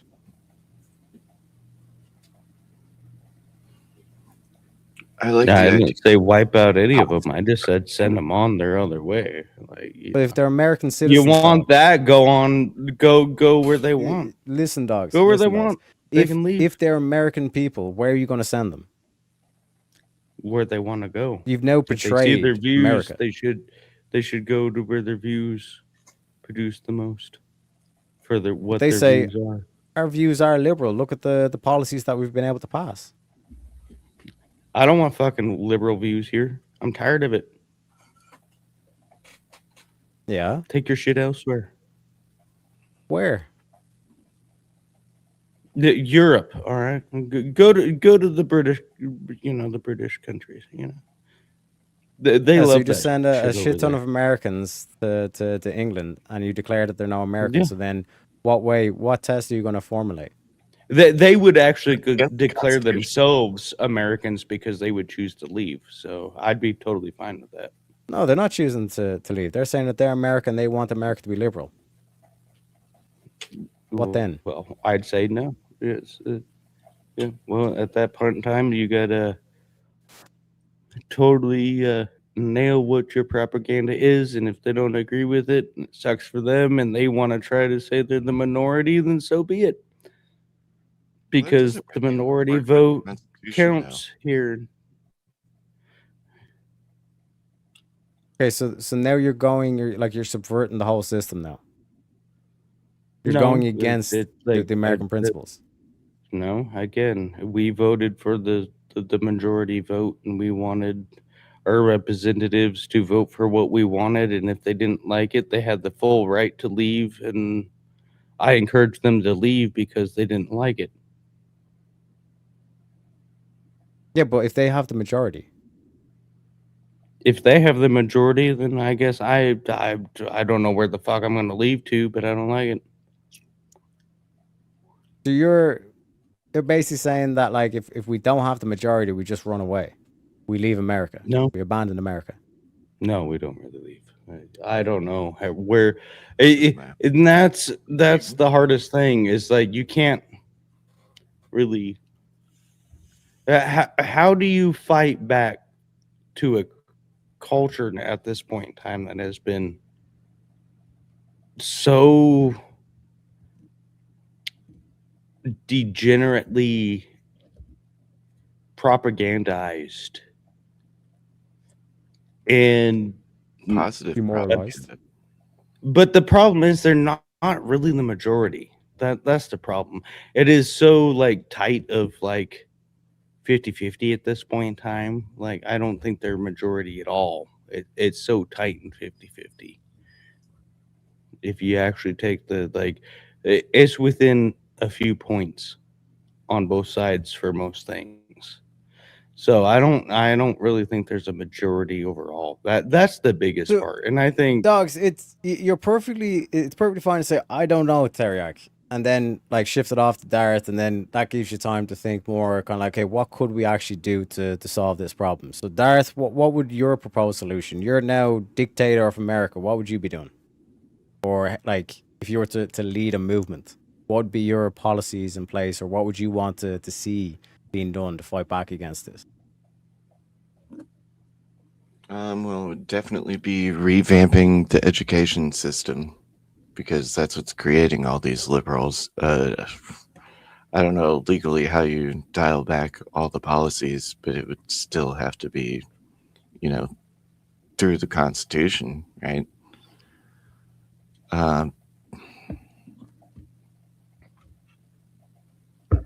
you want to say what I want to say, but you can't say it on YouTube. It's the biggest thing. No, like fuck them bitches. No, I don't agree with that at all. I think they're all brainwashed, and it's mental illness. And somebody needs to treat the mental illness, but not. But if you don't change the overall system in order to fix liberal bitches, that's why I hesitate on the big government part. Because I mean, I really only want. But shouldn't you, as an American citizen, want the big government to do that? Against their own people? Definitely not. I mean, encourage or help with that. Like y'all about like I'm not saying you per se, but I'm just saying if they're all about helping the homeless, what would be the first fix to it? Would it be give them money, or would it be the mental state? Addressing the mental illness. Exactly. And wouldn't you want, regardless, like you don't want bigger government, but wouldn't you appreciate your government helping with that more? Well, they've got to be taking care of foreign affairs.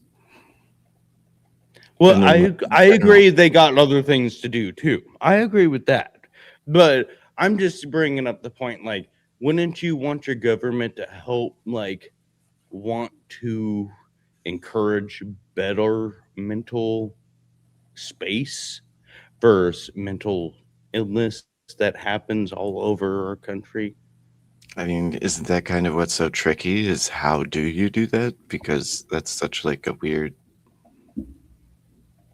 science, if you will. Is it science even? But yes, I get what you mean.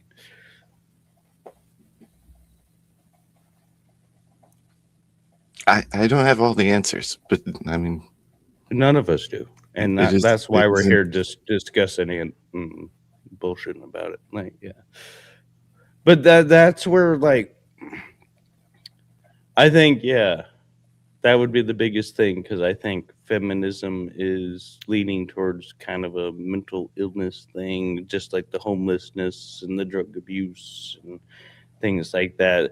The problem is our government isn't, or our bigger government isn't paying attention to these things, and they're more paying attention to where the money flows in wartime efforts and supporting minority groups and things like that, versus actually paying attention to what creates all this. Does that make sense? Kinda. Again, it's getting fucking late to me. So remember when you had the whole USAID thing? I'm gonna have What to did go we next. learn from the USAID thing? USA is the best. Oh, USAID. Oh, USAID. Oh, yeah. okay. I thought you said USA. Sorry.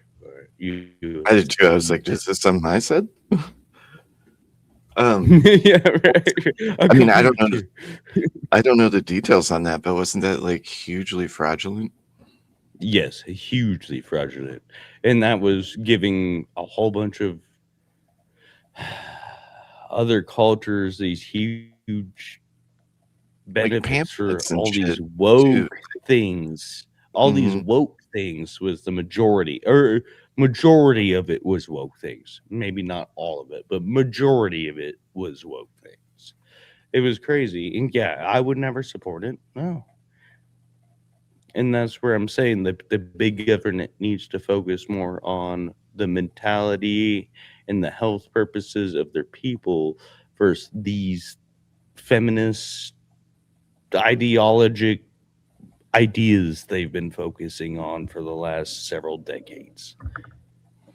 Well, did they actually do anything good? Because I mean, for the most part, as far as I don't know the bad truth. shit, right? Right. We don't know. I mean, I know lots of the, like, where the spending went and whatnot, but I don't know the overall cause of some of them. But in general, when you're given trans things or condoms to people, like, you're still creating degenerate society elsewhere anyways, so I don't even think it was good on a lot of those things. But maybe there were partially some of the programs that might have helped some. Okay. What if that money was used in the opposite way? So still like that, but positive propaganda. Wait a second. How is handing out condoms a positive thing? No, not the methods necessarily, but the funding to promote things like Rachel Wilson talks about this a lot. Not promoting women rushing into college and extended education, and yeah, that's a using whole different. That's where I said, like, not everything. There were certain parts of that whole system that were okay, like the places that they hit. They had a huge problem, massacre because of a volcano or a huge event or something like that, and we helped them out with that, or we helped rebuild this culture because they just didn't simply understand how to trade with people or something like that. Certain programs like that, fine. I totally believe that's totally fine. We help them with that to a point. You're I'm not missing going the to point, spend dogs. all my. Okay, come on. Yeah, so like the point of the whole USA thing is like that was your like foreign propaganda machine. Your local propaganda machine is Hollywood, believe it or not, right? The Mhm. USA thing was used to subvert different cultures. And as we all know, politics is downstream from culture. So you'd prop up certain musicians in the charts. You'd prop up like Dart was pointing out, like you'd give them like condoms. If they're in like Okay. an Arab area, you'd give them condoms. So you'd reduce them. Okay, hold on populating, one all this kind of second. stuff. You push all that I'll kind give of you stuff. I'll give you part of what you're saying there. I'll give you part of that, but like I'm talking about like if the program itself was actually about eating people and what they did, I would change it. Where you're saying like the propaganda and the hit pieces and the shows listening to and me. like that part. You're not listening to what I'm saying. What I'm saying is the USA thing was literally used as a way to subvert other cultures, like foreign cultures, to make sure that they'll always be Western friendly. That's what the whole thing of like the trans surge and all this kind of stuff. That's why you were pushing that in the Middle East. Mhm. You want to subvert away from Islam and all this kind of No, shit. okay. I get where you're You know saying. what I mean? there. That's And what what's the goal wrong of the with USA thing is. To go back to like, because this is what's tying into the whole prompt. It's like you have infrastructure in place that's able to manipulate, like do the whole like soft power, like the comments even on screen. I was trying to give you guys hints, like this whole like soft power or influence. If you can subvert the culture, then the politics is going to turn into whatever you subverted the culture into. You get what I'm saying? We need to do that is one layer of how we go against this whole feminism thing. So, for example, like forces like you mentioned, like Rachel Wilson, Andrew Wilson, all this kind of stuff, literally putting these staunch feminists on cameras and saying defend your position and showing that their arguments are unreasonable. There is no reason to follow feminism because the main premise of feminism is that men and women are equal, which is a faulty premise because not even two women are equal, let alone a man and a woman. Not even two men are equal. You know what I mean? To be able to point that out. This is why, as a culture, we need to start having reverence for reason, for the divine. Because otherwise, it's just everyone's opinion, and then it just becomes in the popularity contest, and then truth is thrown aside for popularity. This is why Trump, when he says that there's shit that needs to be done. It's not the popular thing, but it is right. It is truth, although it's not popular, but it needs to be done. You know what I mean? Mm-hmm. Yeah, no, I get what you mean, and I think you're one of just my saying it favorite better things- than I did for sure. Yeah. One of my favorite things is prompt that I've been trying to get debates on is America should ban atheism and moral relativism from public office. It's in your constitution that there was a creator. You know what I mean? And it was written Yeah, by a but- deist in a particular way and all this kind of shit, but Christians should not disagree with like what's said in the constitution. So from like that aspect, there should, and even John Adams is on record saying that the constitution was built for moral and religious people. So if you're neither religious nor moral, you shouldn't be holding public office. You shouldn't be dictating laws because the way you justify laws is based on morals. I agree. How with else that. would you justify a law? Absolutely. Yeah. Because right now on the books in America, and also across the West on this kind of shit, you have contradictory laws. Abortion being legal, meaning the woman gets to choose whether or not the baby survives or not, which makes no sense. But either way, because we know that it is a life, because if you murder a pregnant woman, that's double homicide. Yeah. How does that make No, any sense? I've heard that one a few, and I completely agree with you. Like it's what the fuck, people? You're contradicting yourselves here. Like they should both be murder. Should be murder, no matter what. Well, double murder for the woman with the child, and then the woman should be murdering her child, in my opinion, if they're doing that. I know the liberals can't. So one way to reduce the thousands of liberal policies is to focus on the contradictions, to use reason or logic, as it's also known as, to strike out all these laws because they're contradictory. Yep. It's literally unreasonable. There is no reason to do it. And this is why, as a society, we need to start focusing on the reason why, the why we do things. You get what I'm saying? This is why I done the penguin meme and all this kind of shit. The why is what leads you to the reason, leads you to the justification, which is what justice is based in. You get what I'm saying? Mm-hmm. Okay, I gotta go pee, so I'm gonna be back in just a few moments. Yeah, cool beans. like the aspect here that like we fundamentally need to have within the culture is like people do shit and they don't think about it. They react to shit and they don't even like afterwards think, why the fuck did I do that? What was the justification of me doing that behavior or that action? That's why like I said, that there's decisions I've had to make that I didn't necessarily like or I didn't want to do, but I had to do because there was justification or there was reason to do it. You know what I mean? Equally, there's yeah, go ahead. Oh no, I was saying shit. Yeah, there's a lot of decisions I had to make that I didn't like, but had to. You know what I mean? And I like definitely that think about why, but I'm also ADHD up in my head. but that's something that you need to learn to hold yourself accountable to. Because how can you hold yourself account?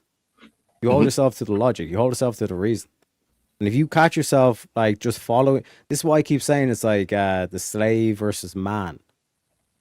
Like, do you just blindly obey, or do you actually choose? And then that's when Rob had to debate me, where it's like, oh, it's all subjective and all this kind of stuff. And I kept trying to say to Rob, like, no, I hold myself account to the sovereign, to the supreme being, to logic and reason. There has to be a reason why I hold a certain position. There has to be a reason why I do a certain thing. Otherwise, why am I doing it? Equally, if I'm just blindly following one person or one man, like I'm bowing to man. I'm not bowing to the sovereign. I'm not bowing to reason. That's why I keep saying it's like I will only bow to reason. I categorically refuse to bow to a tyrant, because a tyrant's justification is because I said so, which is unreasonable.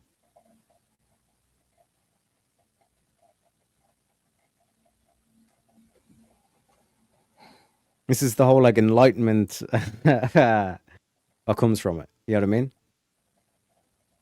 No, for sure. I was just thinking about how much like that applies to my work right now. But that's totally personal shit.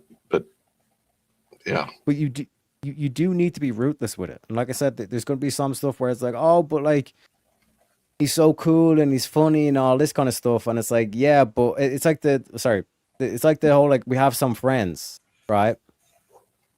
But sometimes those friends drag us down.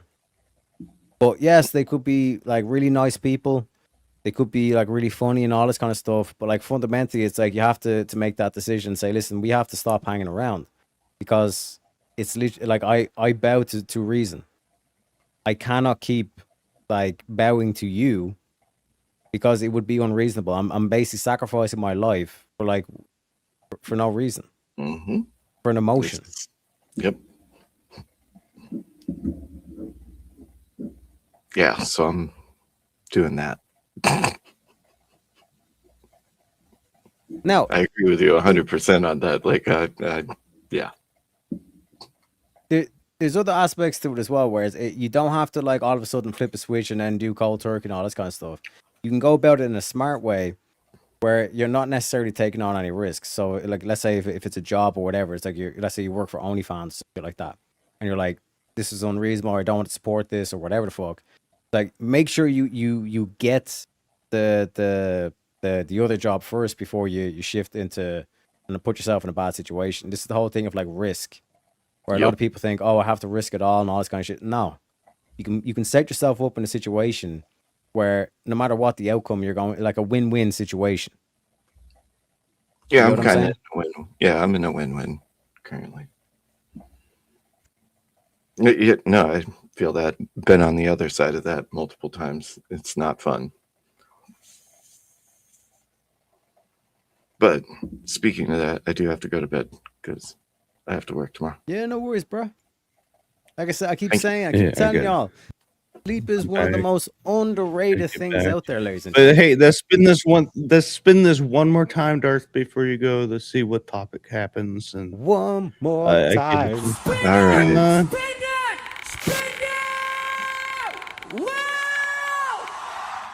Oh, this is going to be beautiful. Jesus. Is this. democracy just mob rule with extra steps?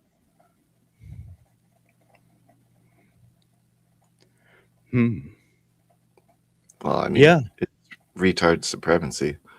Democracy is mob rule. Like I will, with the extra steps. Yeah, because the voting situation. If you take true democracy, is mob rule. Yeah, it's the whole thing about true democracy. And when we observe modern day and see that essentially the Constitution has been undermined because we have people who have literally pushed and successfully gotten policies in place that are like they're not justified by the Constitution.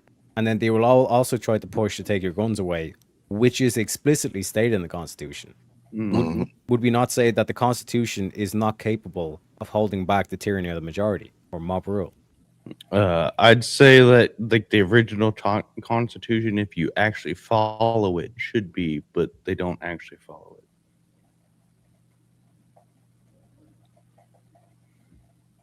Yeah, but does that not point out that the Republic has failed, that the Constitution has failed to hold back the mob rule? Well, that the would tyranny of lead to the majority? mob rule part of this. Yes. So the Republic has failed. Yeah, but it can be fixed, though. Mob rule.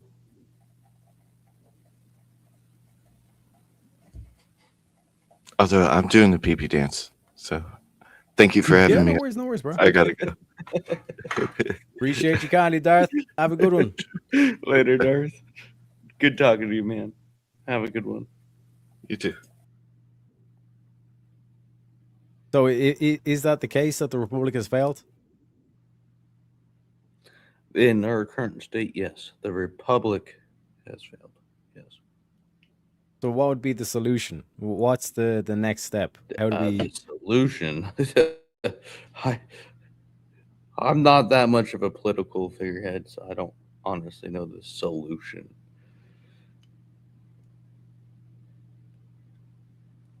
I have a solution, but a lot of Americans, they don't like me talking like this, but What's only your solution? Give it to me. Give it to me. Yeah. it is nobility. Curious. Nobility? Oh, yeah. You need to go back to kings. For a republic, that's actually a thing. Yeah. No, a republic's not nobility. It's not monarchy. Well, you can have monarchies in a republic. You can have a republican. You cannot. Well, this is the whole, like, what people don't understand is Republican is not a populist rule like democracy. Democracy is a Republican rule, or majority ruling. Sorry, where Republican is electric, or people you vote in place to vote for what you want. Yeah, so republic comes from the Greek res publica. Yeah? Which means public matter. Yeah. So it's a form of government where a country is considered a public matter and not the private concern or property of rulers. Power resides with the citizens.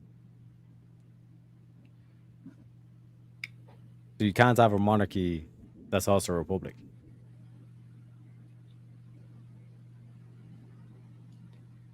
Yeah, sure. I don't know. It's getting so fucking late for me too.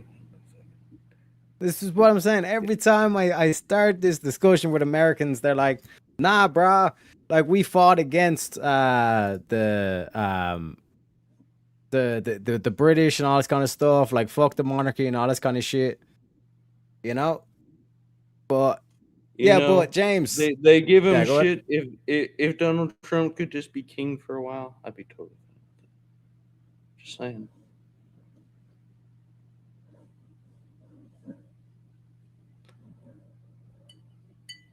I'm not trying to run away from this or anything, but like, if I could be okay with that, like, sure. But it's the whole point of the society and the structure has not. It doesn't lean that way. And doesn't, and it's failed. But if Donald Trump could be a monarch for a little bit, All right, let him have it till he dies because he doesn't have that much long. We'll just face that he doesn't have that much longer. Whatever.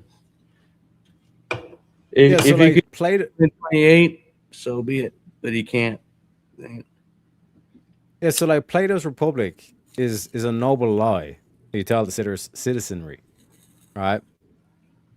Like the essence of like the people have the power and all this kind of stuff. Like that's not what the structure set up in Plato's Republic is. It's an aristocracy with philosopher kings. Okay. Yeah. All right. Yeah. And it gave the power to the ones that like were actually intellectuals. Not this fake bullshit where I have a PhD, that means I'm intellectual. Nothing got to just because you got through college and you passed the test does not dictate that you actually are capable of critical thought. If anything, the modern Correct. education system, and this goes back to Dar's point of like having to reform the education system, is that it simply just gets you to regurgitate what you were been told. If anything, the modern Yeah. education system Yeah. produces The slaves, modern not men. education system is more about memory and memorizing stuff than actual education and It's slavery. like rethinking. Like, yeah, indoctrination, slavery.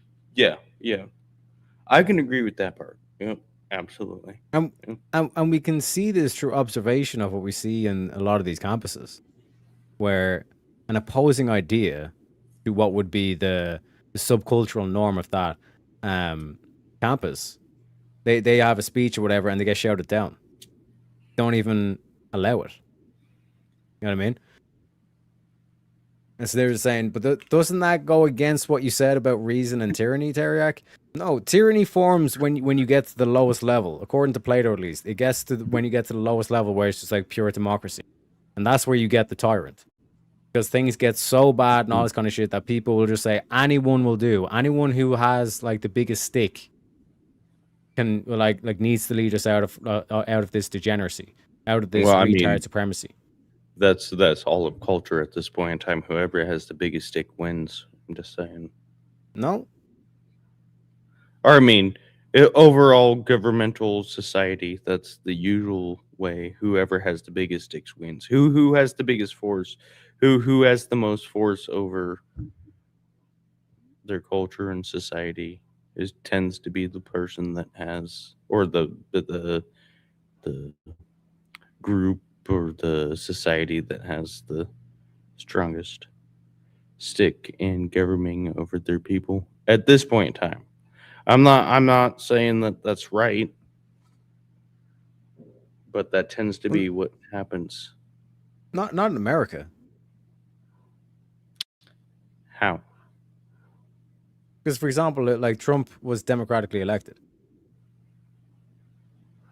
Yeah, he didn't just force his way into office, which was mob rule.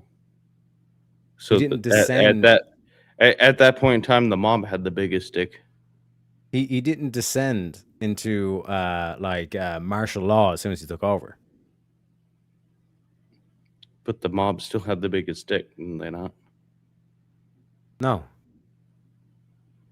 Yeah, he won the populist vote, the electoral votes. The mob had the biggest stick at that point. When you're talking about a tyrant taking over, then past electing him, dogs, do you really think that like there isn't that?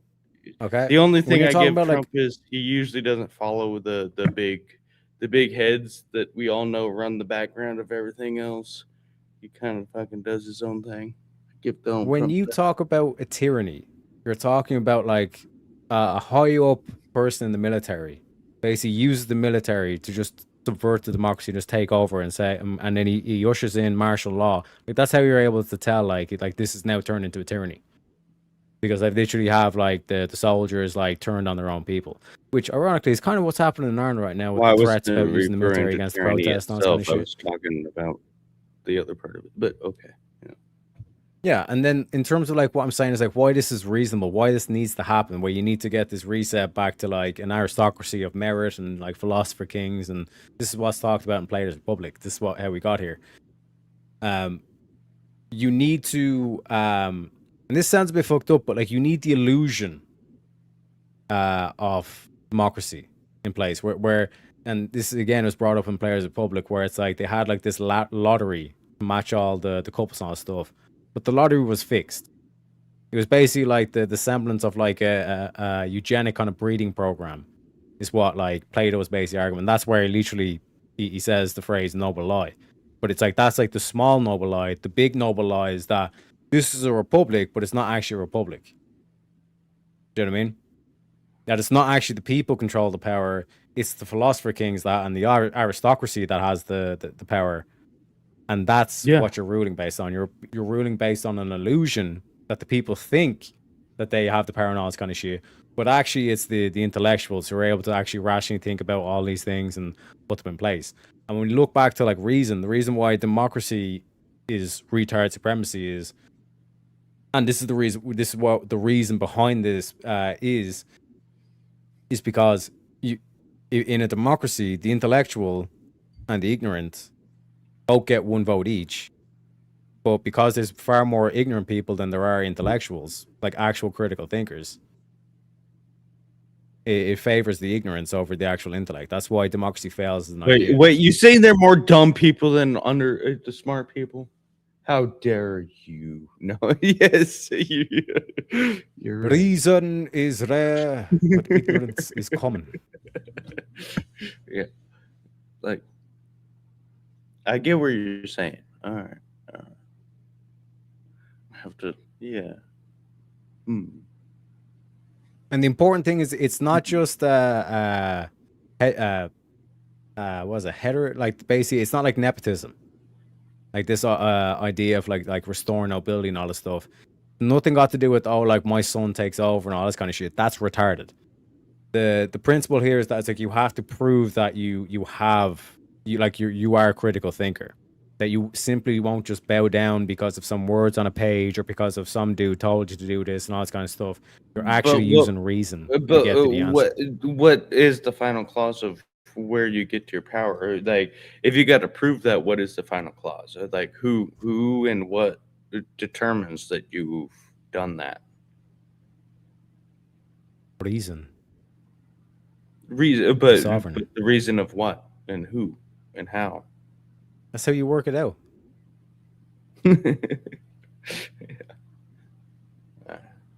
Anyways, it is so fucking late for me. So good sir. Yeah, I got 3 hours before I gotta wake up and go do my construction job and pour concrete tomorrow. No worries. So,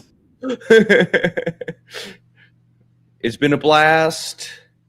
Love you guys. Chat, salute. Teriyaki. We'll see you next time. Take it easy, brother. Have a good one. You too.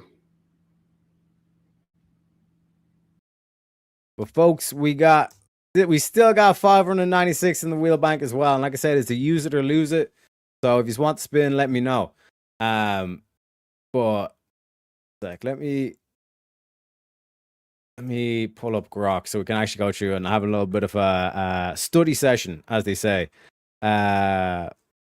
What was the degeneracy of was a society or government as Plato describes? Can't even type anymore. My fingers are betraying me, chat. As Plato describes, from philosopher kings down to democracy or tyranny. And again, like I said, like the tyrant is the one that does not use justification or reason or whatever. Just because someone holds all the power does not mean that they're automatically a tyrant. You know what I mean? Because this is where like a lot of the liberals say, oh, the president's basically a tyrant because what he says goes and all this kind of shit. But the president is still, or still should be at least, held in place by the Constitution, which should be reason and logic and all this kind of shit. But as I pointed out, there's a lot of like scenarios in law that you point to that you're like, bro, like these are literally contradictions. How can we say that this is reasonable or logical if there's literally like contradictions in the law? But let's do a little study session, but let me catch up in chat as well. You don't want the Stasi from Russia, which is also huge. True that, true that. It is an interesting, but Russia's more of an oligarchy, which is basically like the oil tycoons and all stuff, like the people who control all the money. They're the ones who basically determine the policy, which is not ideal either. You know what I mean? And it's an interesting idea that follows how power works, and denying it allows monarchs to operate in secret anyway. True. You don't want to give away your free speech rights and right to fair trials. That's also a fair point, Captain. Tyranny, tyrants, theory versus practicality. I mean, regarding what you said about nobility, yeah, like that's what I'd be kind of much along the lines where I'd give the illusion where the people think that they control all the, or the ignorant think that they control the power and all this kind of shit. And the reason why you want to give that illusion to the ignorant is so that you know what they're like, right? Remember the whole phrase of absolute power, power corrupts, and absolute power corrupts absolutely. This whole notion that like a lot of people think, oh, we should be empathetic and we should feel sorry for like, you know, these Muslims because like we bombed the shit out of them and all this kind of shit. But then when you bring them into Europe and you give them power, you give them money, you give them all these things, they start raping like Christian women and all this kind of shit, and start raping kids and all this kind of stuff. Just because they're weak does not mean that they're good moral character. That's what a lot of like these liberals and lefties get confused. Because the person's in a weak situation does not mean it's not deserved. You know what I mean? So that's where like the whole like IQ and all this kind of stuff, because it requires a certain amount of IQ to actually even like use or practice empathy. You know what I mean? Singapore and Asia is about the only decent country there as far as I'm aware. What about Japan? You know? Japan's doing a lot of base shit right now. Not gonna lie. I believe he says something like the US is missing nobility. Yes, they're missing that aspect of nobility. But again, one thing I'd like to point out is like what exactly differentiates the US president to an actual king? You know what I mean? Obviously, in terms of the titles and all this kind of stuff, but like the aspect of like the president held to high moral standards? That would be one key thing that I'd point out, that it's like that's why the president isn't nobility. But in terms of like power structure and all this kind of stuff, it is what it is. But why are the tanks and guns rolling into Ireland, Teriak? Farmers protest over fuel. Oh, bro, it's like that. Like that's basically the straw that broke the camel's back. At this stage, it's literally like the government came out and started calling all the protesters immoral. One dude this morning actually self-deleted. He was at the protest and all stuff. He basically self-deleted. You know what I mean? The Cranberries. What's in your head? In your head. But like that's why I say like where a lot of people say if we were all just Christian, it would be beautiful and we'd all get along and all this kind of stuff. And I basically point them to Northern Ireland, where it was actually Protestants killing Catholics. You know what I mean? Sectarian violence. And we already see in Ukraine and Russia, Orthodox Christian killing Orthodox Christian. Do you know what I mean? It's food for thought, as they say. We're given the illusion of choice, as George Carlin said. Yes. But like that's where I kind of say it sounds fucked up, but you need to do that to the ignorant to actually see what they're like. You know what I mean? Because otherwise, bad position. Exactly, my friend. Exactly. You making fun of my accent? 33 and a third. The ignorant decides not to vote a lot of the time. That is also true as well. You know?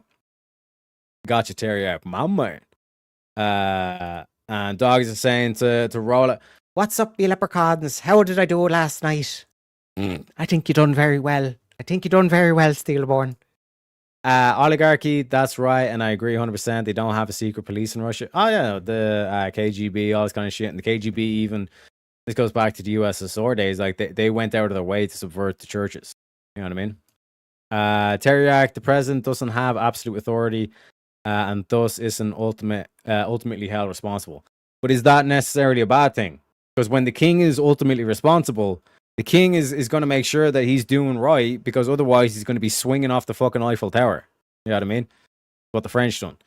You know? So, first of all, let me spin the wheel for our boarded dogs. Spin it! Spin it! Spin it! Got to click the button. But we have plenty. We have plenty in the wheel bank, so do not be afraid, comrades. Okay, chat votes for a 5-minute drop. So actually, what I'm going to do for this 5 minutes, because there's only one person on panel, which means I'm getting a 5-minute mute on my own motherfucking panel, and I'm the only one here. It's unbelievable. But one sec. This is actually goes back a while back. Yeah, this is it. So one sec. Let me.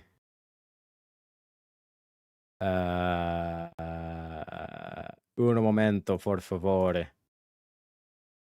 So this is a little remix of the zombie song because it came back before, and like I said, we have a 5-minute mute for myself. So one sec. When this loads up, I'll play it, and then we'll load up the timer.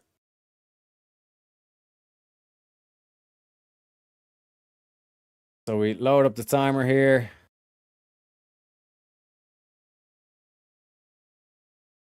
Wait, did I do the wrong thing? Oh yeah, I loaded up the wrong thing. It is what it is. It is what it is. Oh, we got Steelborn. We got Steel. One sec. We got a gay rights activist. Let me introduce him. We bring in the studio this morning one of the gay rights activists, Mr. Should I call you Mr.? Mr. Steelborn, welcome to the show. I just hopped in so that you can mute me and not yourself, so you keep your own show going. My man, my motherfucking man. No, but like I was gonna play the zombie song anyway. You know what I'm saying? So if you want to drop, you got shit to do. It's no worries. I know you got work. I'm already at work, but it's just whatever. There's nobody here right now. Yeah, but we got the zombie song anyway. So like I said, I'll kick myself just to be fair and all this kind of stuff and all that. But let me know what you think of the songs. It's basically like an 80s remix or a synthwave remix of the zombie song. Is it the zombie song by Cranberries? Yes, boy. I love the Cranberries version.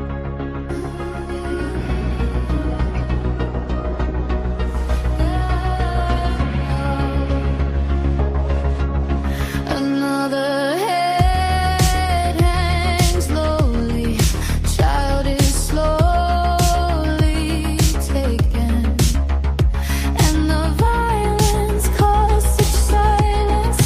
Who are we mistaken? But you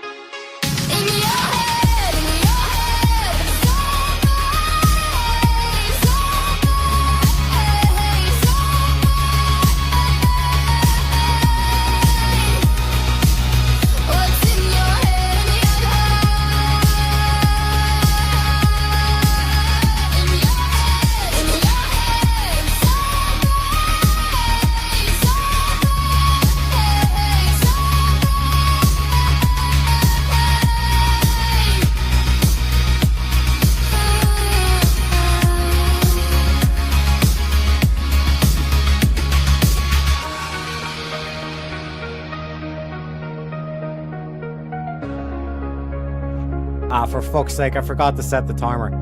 Oh my god. I'm gonna play the Tylenol one after this. One sec, boys. Please be patient. My mom took Tylenol, and I'm going to take this opportunity to thank the show's unofficial sponsor. From doctors, nurses, and pharmacists to moms, dads, and caregivers, they have all put their trust in Tylenol. Please be patient. My mom took Tylenol. Nah, it's supposed to be you eat the bugs. You eat the bugs, and you will be happy. Fucking Klaus Schwab. I hate this so bad I had to drop out. Oh my god, unbelievable. Fy favore. Stillborn. Fy favore. Nothing's going to be better than the original there, though, to be fair, because it is an epic song. Well, the original is anyway, you know. Check out the version by Randy. It's wild. Flashing lights warning. Hey, my man. Personally like EDM, but the original is better. Yeah, the original's it's up there with it's a classic. Classic, you know what I mean? Sounds like Phantogram. Never heard of Phantogram, but hey. 0% to 100%. Hey, my man. So like I said, Steelborn's not a fan, but it is what it is. Ladies and gentlemen, we got a premium meme. Actually, I did say I was going to play more of the premium memes. So just to give you a little check of what the premium memes are. This is, we got Andrew Wilson, we had Joey Diaz. This is Let's Talk About Me. Let's talk about me. Let's talk about the 6'8" frame, the 37-inch vertical leap, the black steel that drips down my back, aka the bulletproof mullet, the Google prototype scopes with built-in LCD, LED, 1080p, 3D Sony technology, the Ethiopian poisonous caterpillar, aka Slick Daddy. Let's talk about the cabinets right behind me that go 40 feet deep into the wall that houses the other 95% of my trophies, the awards, the certificates, all claiming first place, right? Let me give you a little inside glimpse into the hotshot video gaming lifestyle of the two-time international video gaming superstar. Because that's what this channel's about. That's what this domain's about. That's what the society is about. You're looking at the face of Twitch and goddamn, is Twitch lucky.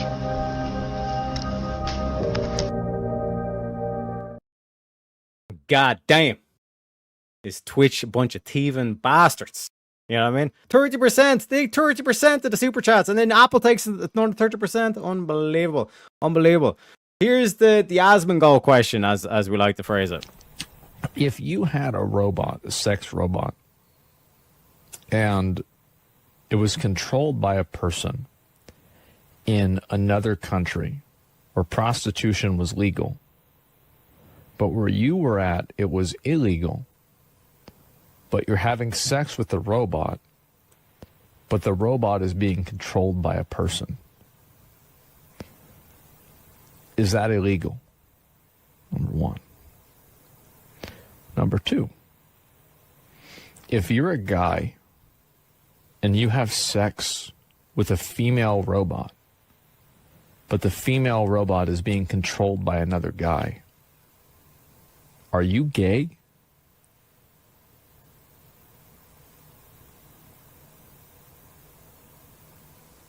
But the robot looks like a girl. Like, let's say the robot looks like a girl. Like, are you gay or not? Only if you know it's a guy. All right, I really like that. So basically, it's like a Schrodinger's gay. Like a Schrodinger's gay. See, Asmongold is philosophical. You know what I mean? He might be a warrior, he might main a warrior, but trust me, we'll be able to show him the path to the light, okay? And what else we got? We got more premium memes as well. We got the Easy Logic clip, of course. We got the Madness clip that we already played as well. We've got this is the Patrice O'Neal one. We haven't played the Patrice O'Neal one in a long while. Seattle and Seattle's pussy whipped. I didn't say that shit like as entertainment value. Pittsburgh, pussy whipped. Ann Arbor, Michigan, pussy whipped. Kalamazoo, Michigan, pussy whipped. Connecticut, pussy whipped. This is for real. There's motherfuckers out there saying to other guys, yo, this is inappropriate. This is terrible. This is misogyny. Motherfuckers need help. Motherfuckers needed help, okay? And this is Patrice decades ago. Like, his whole show was basically like what you see now with the Fresh and Fit, what you see with the whatever podcast and all this kind of shit. You know what I mean? Patrice was ahead of his time. And he was philosophical about it. You know what I mean? I want Dr. Respect to start screaming at the end, but he chose to take it in the opposite. It is what it is. It is. Sometimes you gotta do the old diminuendo. You know what I mean? You don't want to end on a crescendo. You want to end on a diminuendo, as they say. You know what I mean? And lastly, but by far no means leastly, we have the President Trump premium meme. Why wouldn't you dedicate yourself to public service? Because I think it's a very mean life. I would love and I would dedicate my life to this country, but I see it as being a mean life, and I also see it as somebody with strong views and somebody with the kind of views that are maybe a little bit unpopular, which may be right, but may be unpopular. I am your voice. So to every parent who dreams for their child and every child who dreams for their future, I say these words to you tonight. I am with you. I will fight for you. And I will win for you. We will make America strong again. We will make America safe again. And we will make America great again. God bless you and good night. God bless Donald Trump and God bless America. And to my American audience, if any one of these cunts come up to you and try to make you feel ashamed of being American, tell them to go fuck themselves. That if it wasn't for America, you wouldn't even have a goddamn free country. Okay? Traitorous bastards. Okay? A lot of people have tried to demoralize Americans and all this kind of shit. And they're the greatest nation this world has ever fucking seen. You know what I mean? So if they ever do that, the one thing you always do is you tell them to go fuck themselves. This is America. This is the greatest country that's ever been. Okay? And let's get to spinning as well. Exactly, dogs. Exactly. You know what I'm saying? And this kind of ties into it. Like, are some people naturally meant to be followers and not leaders? I think that, like, the whole kind of shepherd and sheep analogy that the Bible kind of constantly goes back to is a key thing in this line. You know what I mean? They're simply people that they just don't want to think it's just too difficult and all this kind of shit. Yes, even greater than them. Like, just look at the military, Abe. Look at the fucking military. Like the commanding officer on any of these military units are restraining the troops, not for the safety of the troops, but for the safety of the opponent. That's how great America's warfare is. You know what I mean? And yes, the system has got a bit of decay. The system's got a bit of rot, okay? But that don't mean that we can't fix it. This whole thing of, like, what I keep pointing to with change and all this kind of shit. Like, the Constitution has has amendments. But the amendments can be amended. See what I'm saying? So just that main premise. You know what I mean? So anybody who says the Constitution can't be amended, you can't overturn Roe v. Wade, you can't do this, you can't do that, again, tell them to go fuck themselves. Shove a cucumber right up their fucking hole if necessary, right? But I want to go into this whole idea of, like, Plato's Republic. Oh shit, wrong screen, right? Because this is, like I said, the Greeks. There's a lot of stuff you can learn from your ancestors and from history and from like the antiquity, I should say. Especially in the realms of philosophy, because modern day philosophy has been corrupted and all this kind of shit as well, right? So Plato's theory of the degeneration or decay of governments is laid out in Book 8 of the Republic. He argues that even the ideal state ruled by philosopher kings will inevitably decline over generations because human nature is imperfect and all human institutions decay. The city, which is the society or government, mirrors the soul of its rulers and citizens. When the balance of reason, spirit, and in spirit they're talking about like honor and ambition, and appetite, which are desires, gets disrupted, the regime changes for the worse. Plato outlines 5 regimes in descending order of justice and goodness from best to worst. First is the ideal, the next 4 are the stages of degeneracy, right? So first of all, you have the aristocracy, the Callipolis, or Callipolis, ruled by philosopher kings, the ideal / just state. Rulers, the wise philosopher kings, the goal souls in Plato's myth of metals, who govern purely by reason and knowledge of the forms, especially the form of good. Society is highly structured, class-based, which is guardian rulers, the auxiliaries, the warriors, and the producers, with no private families or property for the rulers to prevent corruption. Justice reigns because each part does its proper work, and then you have the character. The soul is ruled by reason, harmony, and virtue prevail. This is not a hereditary, noble, or wealth-based rule. It is a rule of the best, which is the wisest and most just. Plato calls it the only truly just constitution. Then the degeneracy begins, how the ideal falls. The decline starts when the rulers fail to perfectly educate the next generation. The metals mix. The gold fathers produce silver or bronze sons. Spirited element, which is honor or ambition, begins to overpower pure reason. You know, like this whole aspect where they just want to be king because they want to be the head honcho in charge. They're not saying that I have to be king because of this reason, because of this truth. You know what I mean? Then you have the democracy, right? Which is like the rule by the honorable warriors. Ambitions, honor-loving military men, the silver class who value victory, glory, and physical prowess over wisdom. Private property and family life are introduced, and the state becomes more warlike and competitive. Citizens prize honor and military success above philosophy. Character, which is the soul, is now ruled by spirit, the thumos, rather than reason. Right? How it arises: the son of philosopher kings resent the strict communal life and crave personal honor and wealth. The regime slides because ambition corrupts wisdom. Democracy is better than what follows, but is already unjust. Which means there's no justification. It's this kind of like you're already starting to feed into the ideals of like honor and winning war and all this kind of stuff. Then you have oligarchy, which is ruled by the wealthy few. The rich or plutocrats who govern solely on the basis of property qualifications. This is where like basically kind of like Russia in terms of the oligarchy. Society, which is a sharp class divide, rich versus poor. The state becomes two cities in one. Wealth is the only qualification for power. The poor are disenfranchised. Character. The soul is ruled by necessary appetites, money, and basic desires. How it arises. In democracy, the love of honor mutates into love of money. Democrats secretly accumulate wealth. Eventually, wealth, not honor, determines rule. The rich exploit the poor, breeding resentment. Then you get to democracy, and if you notice, all the Democrats are like, democracy is our greatest strength. We must protect democracy at all costs and all this kind of shit. So this is the whole rule by the many. Excessive freedoms and all this kind of stuff. The people, or the demos as a whole, anyone who could hold office by lot or election. Extreme equality and, again, society. Just read this. This is thousands of years old. And it rings so true. Extreme equality and liberty. People live as they please.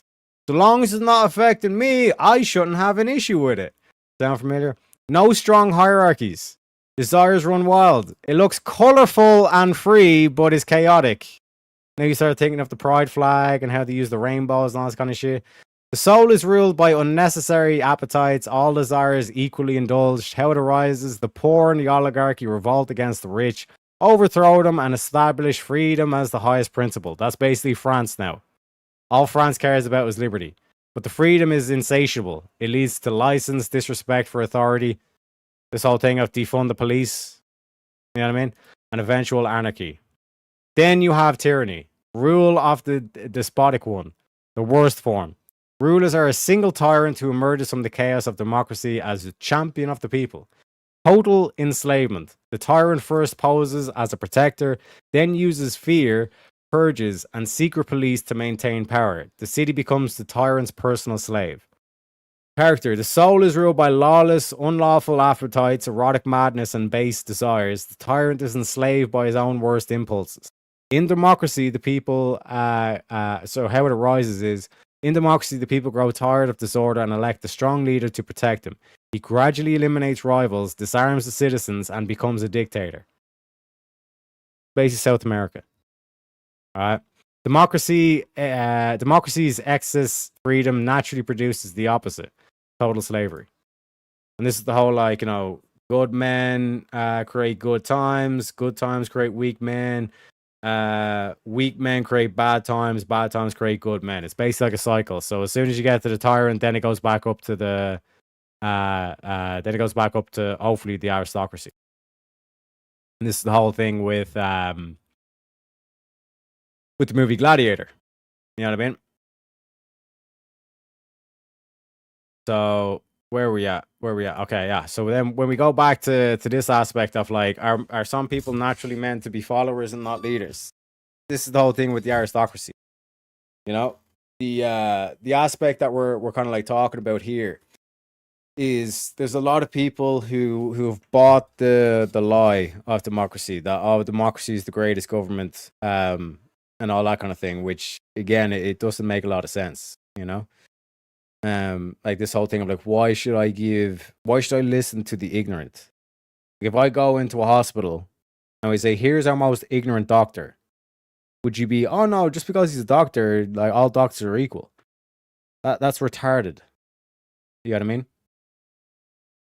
Which is why we need to get back to the aristocracy. And sometimes you get mixed with people who borrowed Irish name. It doesn't go so well. It is what it is. Dog says, if I sleep, I'm going to be groggy. Think I might stay up. Hey, mama. By design almost. Nah, it's just like natural degeneration, essentially. You know? By the way, Sully, Erna, 7 years, sing it. Wait, what?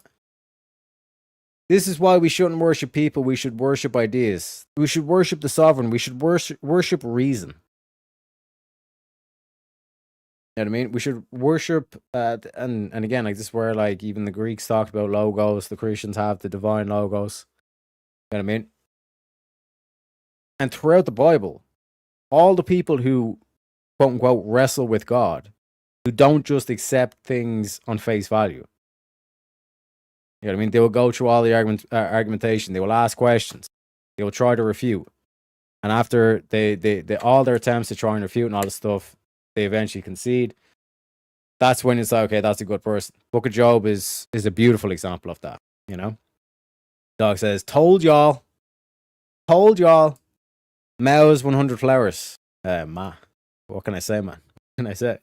That's fascinating, Teriak. Thanks. I only learned about Plato's ideal world in the history of science. It was a summary of philosophy to science. Well, yeah, that's what I'm saying. You should use, you can use AI to your advantage.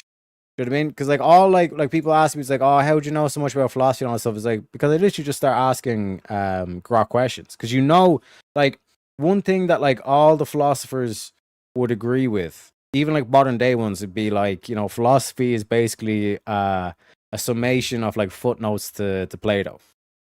You know, Plato like had a lot of shit right, but the difficulty when it comes to Plato is he doing the noble lie here, or is he actually speaking truth and all this stuff? And we can go into Nietzsche about the joyful science, the joyful wisdom, or sometimes it gets mistranslated to the gay science, which is a bad translation. It should be called the joyful wisdom. But like this whole kind of aspect of like even the madman who was Nietzsche's mouthpiece is saying that he seeks God. You know? Captain, I read Plato's Republic out of curiosity when I was 12. Barely remember it. Well, that's why you need to keep going back. You need to, and that's one like central kind of like thing that you should like have. Or at least I believe you should have, is where it's like you should always question your beliefs, even like beliefs that you develop from, let's say, like studying philosophy and stuff. You should go back to them, revisit them, and say, do I still feel the same way? Do I still have the same justification? Is there not better justification? You know. I'm going to do a live tonight, USA time, but going to sleep now. Thanks for the fun debating today, Teriak. No problem, Maeve. Always a pleasure, bruh. Always a pleasure. You know, battle of the hats, they say. But yeah, Abe does have a better hat. I'm not going to lie, you know. Interesting. Exactly. That was the mid-90s, a lifetime ago. You should always revisit. You know. It's like the whole aspect of like, how do you judge like a good film? Like one aspect to it has to be like rewatchability. You know, like I always rewatch Sherlock Holmes, but the Jeremy Brett version, it's free on YouTube, by the way. Like all 41 episodes of it. It's like there's a playlist on YouTube. And I always like go back to it, watch it, and different other shows like that, like the Loki TV show. I typically rewatch as well. You know, but yeah, back to the main aspect here. And again, it's kind of like what would be the way to describe it? Like, for example, if I was to go into one of these like liberal colleges or lefty colleges and all this kind of stuff, and like actually just point out that democracy is a flawed system, that democracy is actually terrible, it's a bad idea, and point out to them that like the intellectual and the ignorant both get 1 vote each, but because the ignorant are more prevalent than the intellectuals, like they'd call me a Nazi. You know what I mean? Like there would be no reason, and that's why you see a lot of like their argumentation. Like they genuinely think that just calling something retarded is an argument or a critique. They have no justification. They don't even know what justification is or what it means. Can't even explain what knowledge is. You know what I mean? But then they have like the egotistical attitude and all this kind of shit. And this is why it's kind of like a weird thing. Is like if you read too much philosophy, if you kind of like, especially if you read too much of one particular philosopher, it kind of corrupts your mind, and you kind of get you get like an unbalanced perspective. And that's when you kind of like the temptation is to fall into dogma and all this kind of shit. You got to make sure that you what would be the thing? You got to make sure that you kind of stick to reason and empirical. So reason and practical, logic and empirical. You know, because the empirical justifies the logic, and the logic justifies the empirical. You know, because you cannot just have logic and you cannot just have empirical. This is why I always love any debates that Andrew has against materialists, because it's just so hilarious to watch them say, oh yeah, like the mind is just chemicals in the brain. Like, what the fuck? You know what I mean? It's unbelievable. I didn't think to look it up. I had no idea Plato developed more than that. Appreciate it. Here, listen. If you may give me the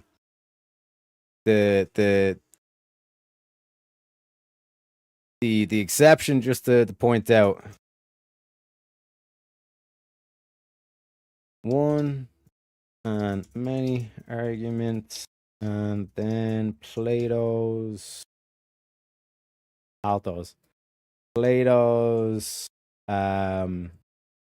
being versus becoming.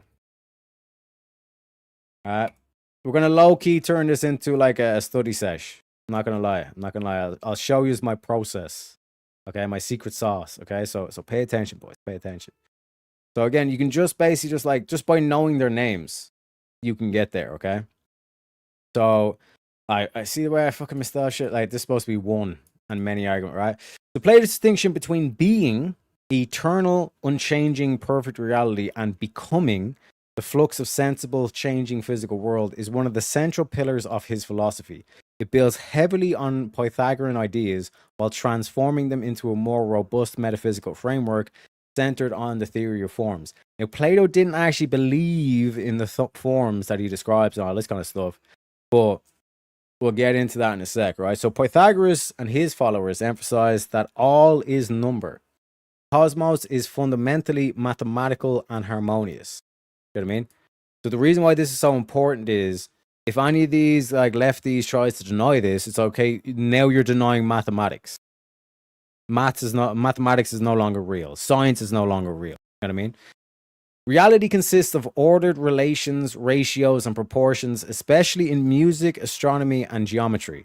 They developed a famous table of opposites pairing concepts like limit versus unlimited, one versus many, odd versus even, good versus bad, justice versus injustice, change versus unchange.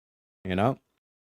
The one, unity, limit, and harmony imposes order on the many, the unlimited chaotic multiplicity of the material world. And this is why I keep pointing to change. Like this is an empirical like observation that we can make in reality, that everything physical changes. It is in motion. So even if you look at like a rock on the ground, it might appear as though it's not moving. That rock has atoms. Those atoms have electrons. Those electrons are constantly spinning. You know what I mean? This tension generates the structured cosmos we experience. Pythagoras, and again, the reason why you point out that change is like the change never stops. like the electrons of a rock all of a sudden don't like stop spinning and then start spinning again, then stop spinning and then spinning again. That change is constant. Change is unchanging. You get what I'm saying? Again, any questions, let me know in chat, right? Pythagoreans also believed in the immortality and transmigration, the reincarnation of the soul. So metempsychosis. The soul is divine and eternal, trapped in the body as punishment for purification, and cycles through many lives until it achieves purity through aestheticism, mathematics, and ritual. Pythagorean arguments often supported the soul's endurance beyond the body, using ideas of harmony, numerical order, and cyclical opposites, life and death, as part of a balanced cycle. The whole quote from the Marvel Universe, like, death is what gives life meaning. You know, the soul, being akin to number or harmony, participates in the eternal order rather than dissolving with the physical body. These ideas appear in Plato's Phaedo, where Socrates converses with Pythagorean interlocutors Simmias and Cebes. Plato's transformation, being versus becoming. So this is where kind of Plato adopts Pythagoras' elements, so the mathematical order, soul of immortality, opposites, and the priority of the eternal order over changing, but elevates them. He argues that the physical world is not the ultimate reality, but a shadowy imitation. The true reality lies in the intelligible realm of forms, the eternal, perfect, unchanging archetypes. So being, what truly is, so the eternal, immutable, perfect. This is the realm of the forms, the form of the beauty itself, the equality itself, justice itself.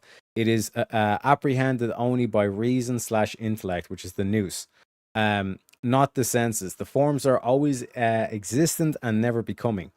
All right. This is why it's like God never changes. God is eternal. God is unchanging. You know. Then we have the becoming, what becomes to be and passes away. The sensible, material world of change, imperfection, and flux. Bodies and objects and opinions belong here. They participate in or imitate the forms, but never fully embody them. It is grasped by opinion and sensation, not true knowledge. And this is where we get to the river from Heraclitus, right? People will falsely claim that you can step into the same river twice. So emphasis on the word same there. Same means unchanging, but the river is in constant flux, which means that the river is constantly changing. So can you step into something that is changing and for it to be unchanged? That's how you basically translate that, and you work through it mathematically. All right. A key passage from Plato's Timaeus, echoing the distinction, states, "What is that which is existent always and has no becoming? And what is that which is becoming always and never is existent? The first is apprehended by thought with reasoning. The second is opinion with unreasoning sensation." The duality explains epistemology and ontology. True knowledge, episteme, is of being, the forms. Mere opinion, doxa, is of becoming, the visible world. The famous allegory of the cave in the Republic illustrates this. Prisoners see only shadows, becoming. Philosopher escapes to see real objects and the sun, being. Right? So this is the immortality of the soul and all that kind of stuff. But yeah, so like basically Pythagoras' reality is numerical and harmonic. Numbers or mathematical principles structure the changing world directly. The soul is immortal and reincarnates, but the metaphysics are more immanent, numbers and things, right? So, one sec. Yeah, so it doesn't really explain it here, but in terms of the way to kind of think about this, and this is how, like, if you ever hear me, like, I'll kind of like go down the line of like, I can prove God mathematically. They'll be like, wait, what? I can prove God mathematically. By using numbers, I can prove God. Right? God is unchanging. So what does that mean? Like, what number could we assign to God that would prove unchanging? Right? It's the number 1.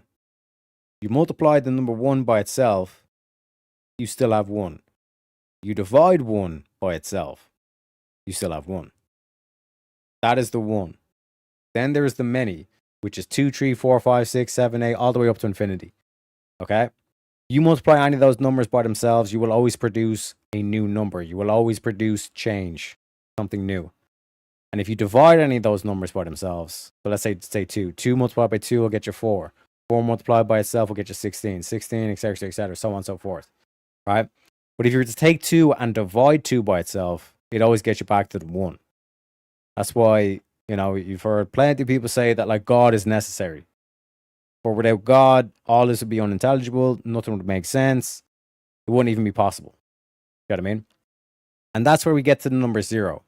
Because Pythagoras talks about the 1 and the many, but he never addresses the 0, which is the lie. I call that the lie. What I mean by that is, a lot of people, like Buddhists will even say, it's like, oh yeah, like 0, like this is all nothingness. It's all just an illusion. There is no meaning and all this kind of shit, right? But if that was the case, if God was to equal 0, in the same format that we just proved in terms of the 1 and the many, if God was 0, 0 times 0 is 0. That's unchanging. So, oh shit, and this is where a lot of people get sucked into it, and they buy into all this bollocks, because 0 times 0 is 0. You know what I mean?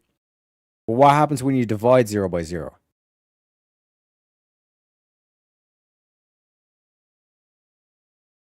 Well, you divide any number by itself, it should be 1. And if you multiply 1 by 0, you get 0. But the problem is, if that is the case, then that's not unchanging. That's not God. You could also multiply 0 by infinity and still get 0. You see what I'm saying? So is 0 divided by 0 infinity? Either way, it still wouldn't be 0. See what I'm saying? So when we're talking about unchanging, that's what we mean. And the only number that fits that is 1, which is why it is necessary. You cannot have mathematics without the number 1, or without the concept of 1. Ain't it beautiful? Ain't it beautiful, folks? But shit, let me catch up in chat. So these study sessions, I get like sidetracked. They start with waxing poetic, you know. He brings interesting info sometimes. Hey, appreciate you, dogs. Appreciate you. Okay, Prince of Dogs. My favorite book was the Foundation trilogy, by the way. Hey, my man. I read Lord of the Rings around the same age. My man. Forgotten Realms. Interior Forms. Captain Nice is good age for learning. My man. That's what she said, you know. James, have you read it? It took me over a year, always having to go back to the copious amounts of names, families, and checking the maps. Games are fun. Hey, my man. Yeah, the books, archetypes are fascinating, but like even just to have the concept of an archetype is what Plato's trying to point to with the theory of forms. You know, like when the geometers like draw these circles, like these circles are technically imperfect, right? Or even like when you look at like a triangle technically doesn't exist because a triangle is a 2D shape, but this is a 3D world. So when you draw a triangle on a piece of paper, it might appear as though it's 2-dimensional.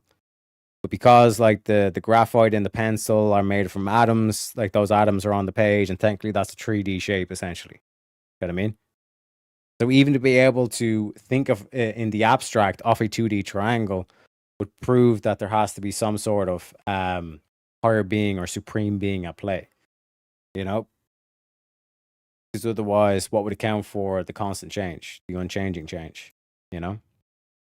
Theory of Archon, Ea, is similar to my own thinking on ancient forms and the artifacts possibly interacting with our time. Archetypes, to my thinking, resemble horror forms that existed before. Somewhere. So it couldn't be the speed of light if God is light.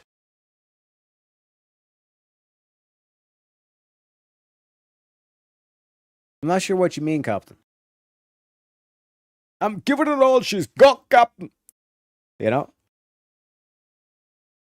Well, that's the other thing. Like, technically, we don't see light. We only see what light illuminates.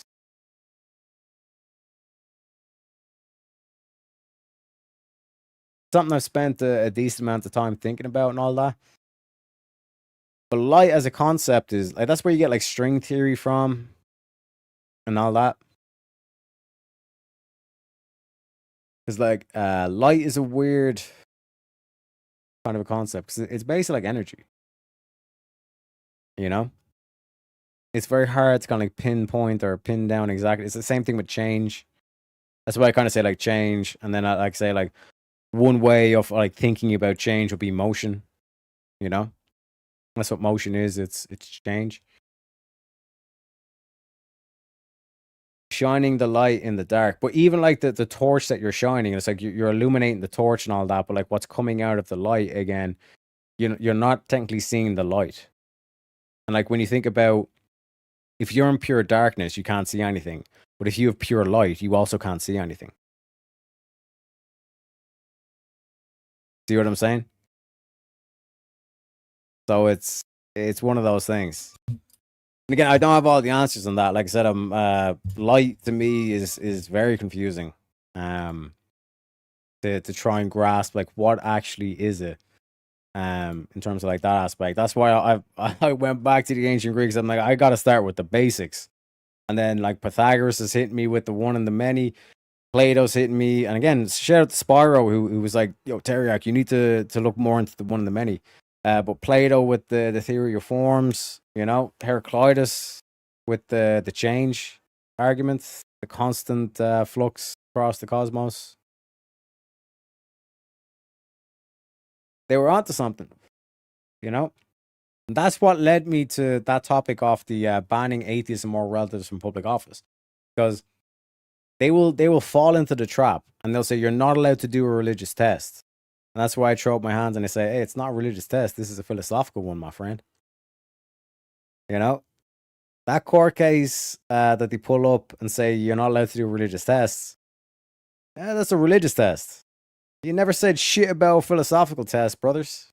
You know what I mean? So, because I can point back to Heraclitus and say, he wasn't talking about religion. He was talking about pure philosophy. If you can put forward a philosophical doctrine about objective morality, and then say you have to sign and you have to agree to objective morality in office, and you cannot then try to make a moral relativist argument in Congress or in the Senate or whatever in public office, you're not, you basically are banned from moral relativism. Then all of a sudden, a lot of these Democrats, a lot of these rhinos, a lot of these lefties, they no longer can even make their cases. These bullshit cases that are basically divided by zero. Like a good example of it is like the Agrippa's trilemma that they tried to do. You know? Like that bitch, Erudite. Well, Agrippa trilemma, so we can't be certainly true about anything. Are you certain about Agrippa's trilemma? Is Agrippa's trilemma certainly true? It's a self-refuting position. They're divided by zero.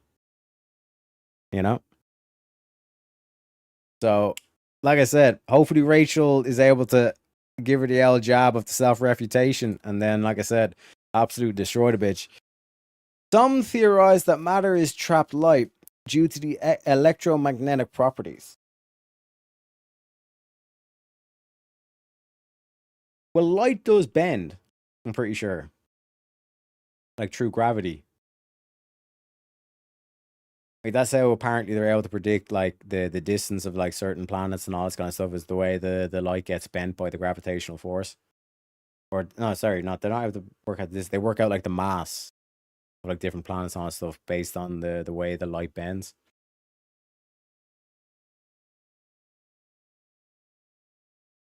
So that's definitely something.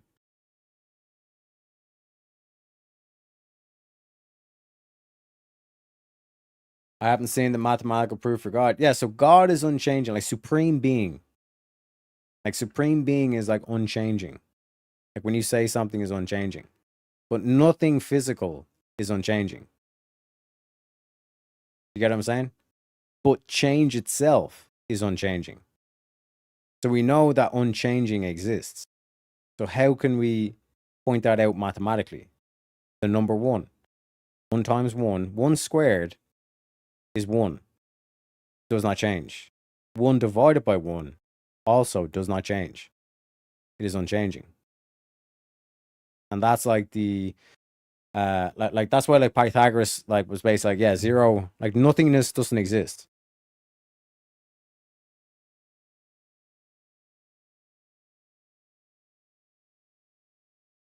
but we know the supreme being exists. Because even to use the word is or I am or human being, to even be able to have that like concept, you have to have supreme being. It's like the theory of forms thing. Like we call ourselves human beings. You know? Like this whole thing of like, like the present tense, like I am, is like you're saying you being somewhere. You know what I mean? Technically, you're never like being. You're in constant motion. Your heart's constantly beating and all that kind of shit. You know. We gotta get a raid from our boy Kieran. Get out, mate. Get out, mate. I'll say. Let me play the clip.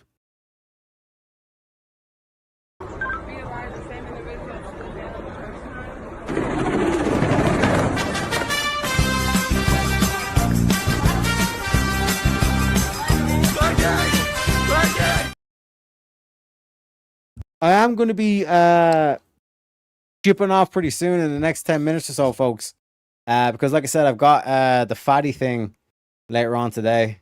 I completely forgot about it. Like that was my whole thing. So one second. Is there anyone I can raid into? Or if anyone wants to go live in chat, let me know. Wait, Kieran's still live. One sec. Don't raid.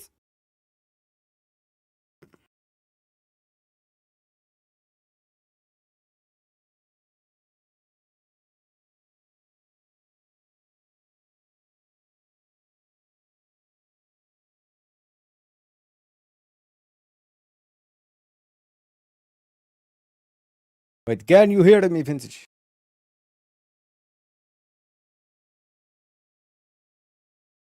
Send the boost back!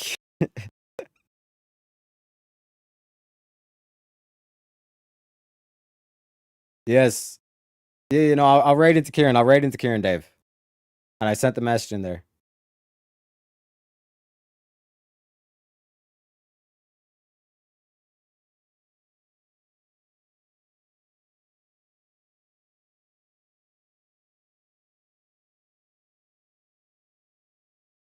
Per favore.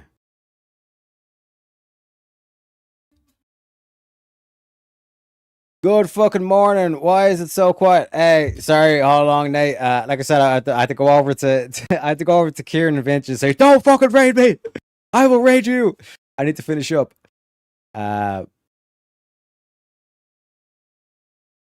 appreciate you all. Like I said, shout out to Jungle because we absolutely smashed the goal tonight, and all of this 333 was on the PayPal or Ko-fi as well. So YouTube and Apple didn't get any of their grubby mitts on the on the moolah, as they say. You know what I'm saying? One sec. Did I forget? 33, 100, 200, 300. Oh, I forgot to add 5. Oh my god. Oh my god, I forgot to add it in. So let's add it in as the officials. So yeah, it was actually 338 we got tonight, and it was all on the PayPal Ko-fi. So massive shout out to you all. You know, a machiwa to you all. Machiwa, Reggie. Machiwa. Absolute legends. Absolute legends. Teriak, it was in a video. A rock is trapped light. I also have a science playlist of random stuff you might like.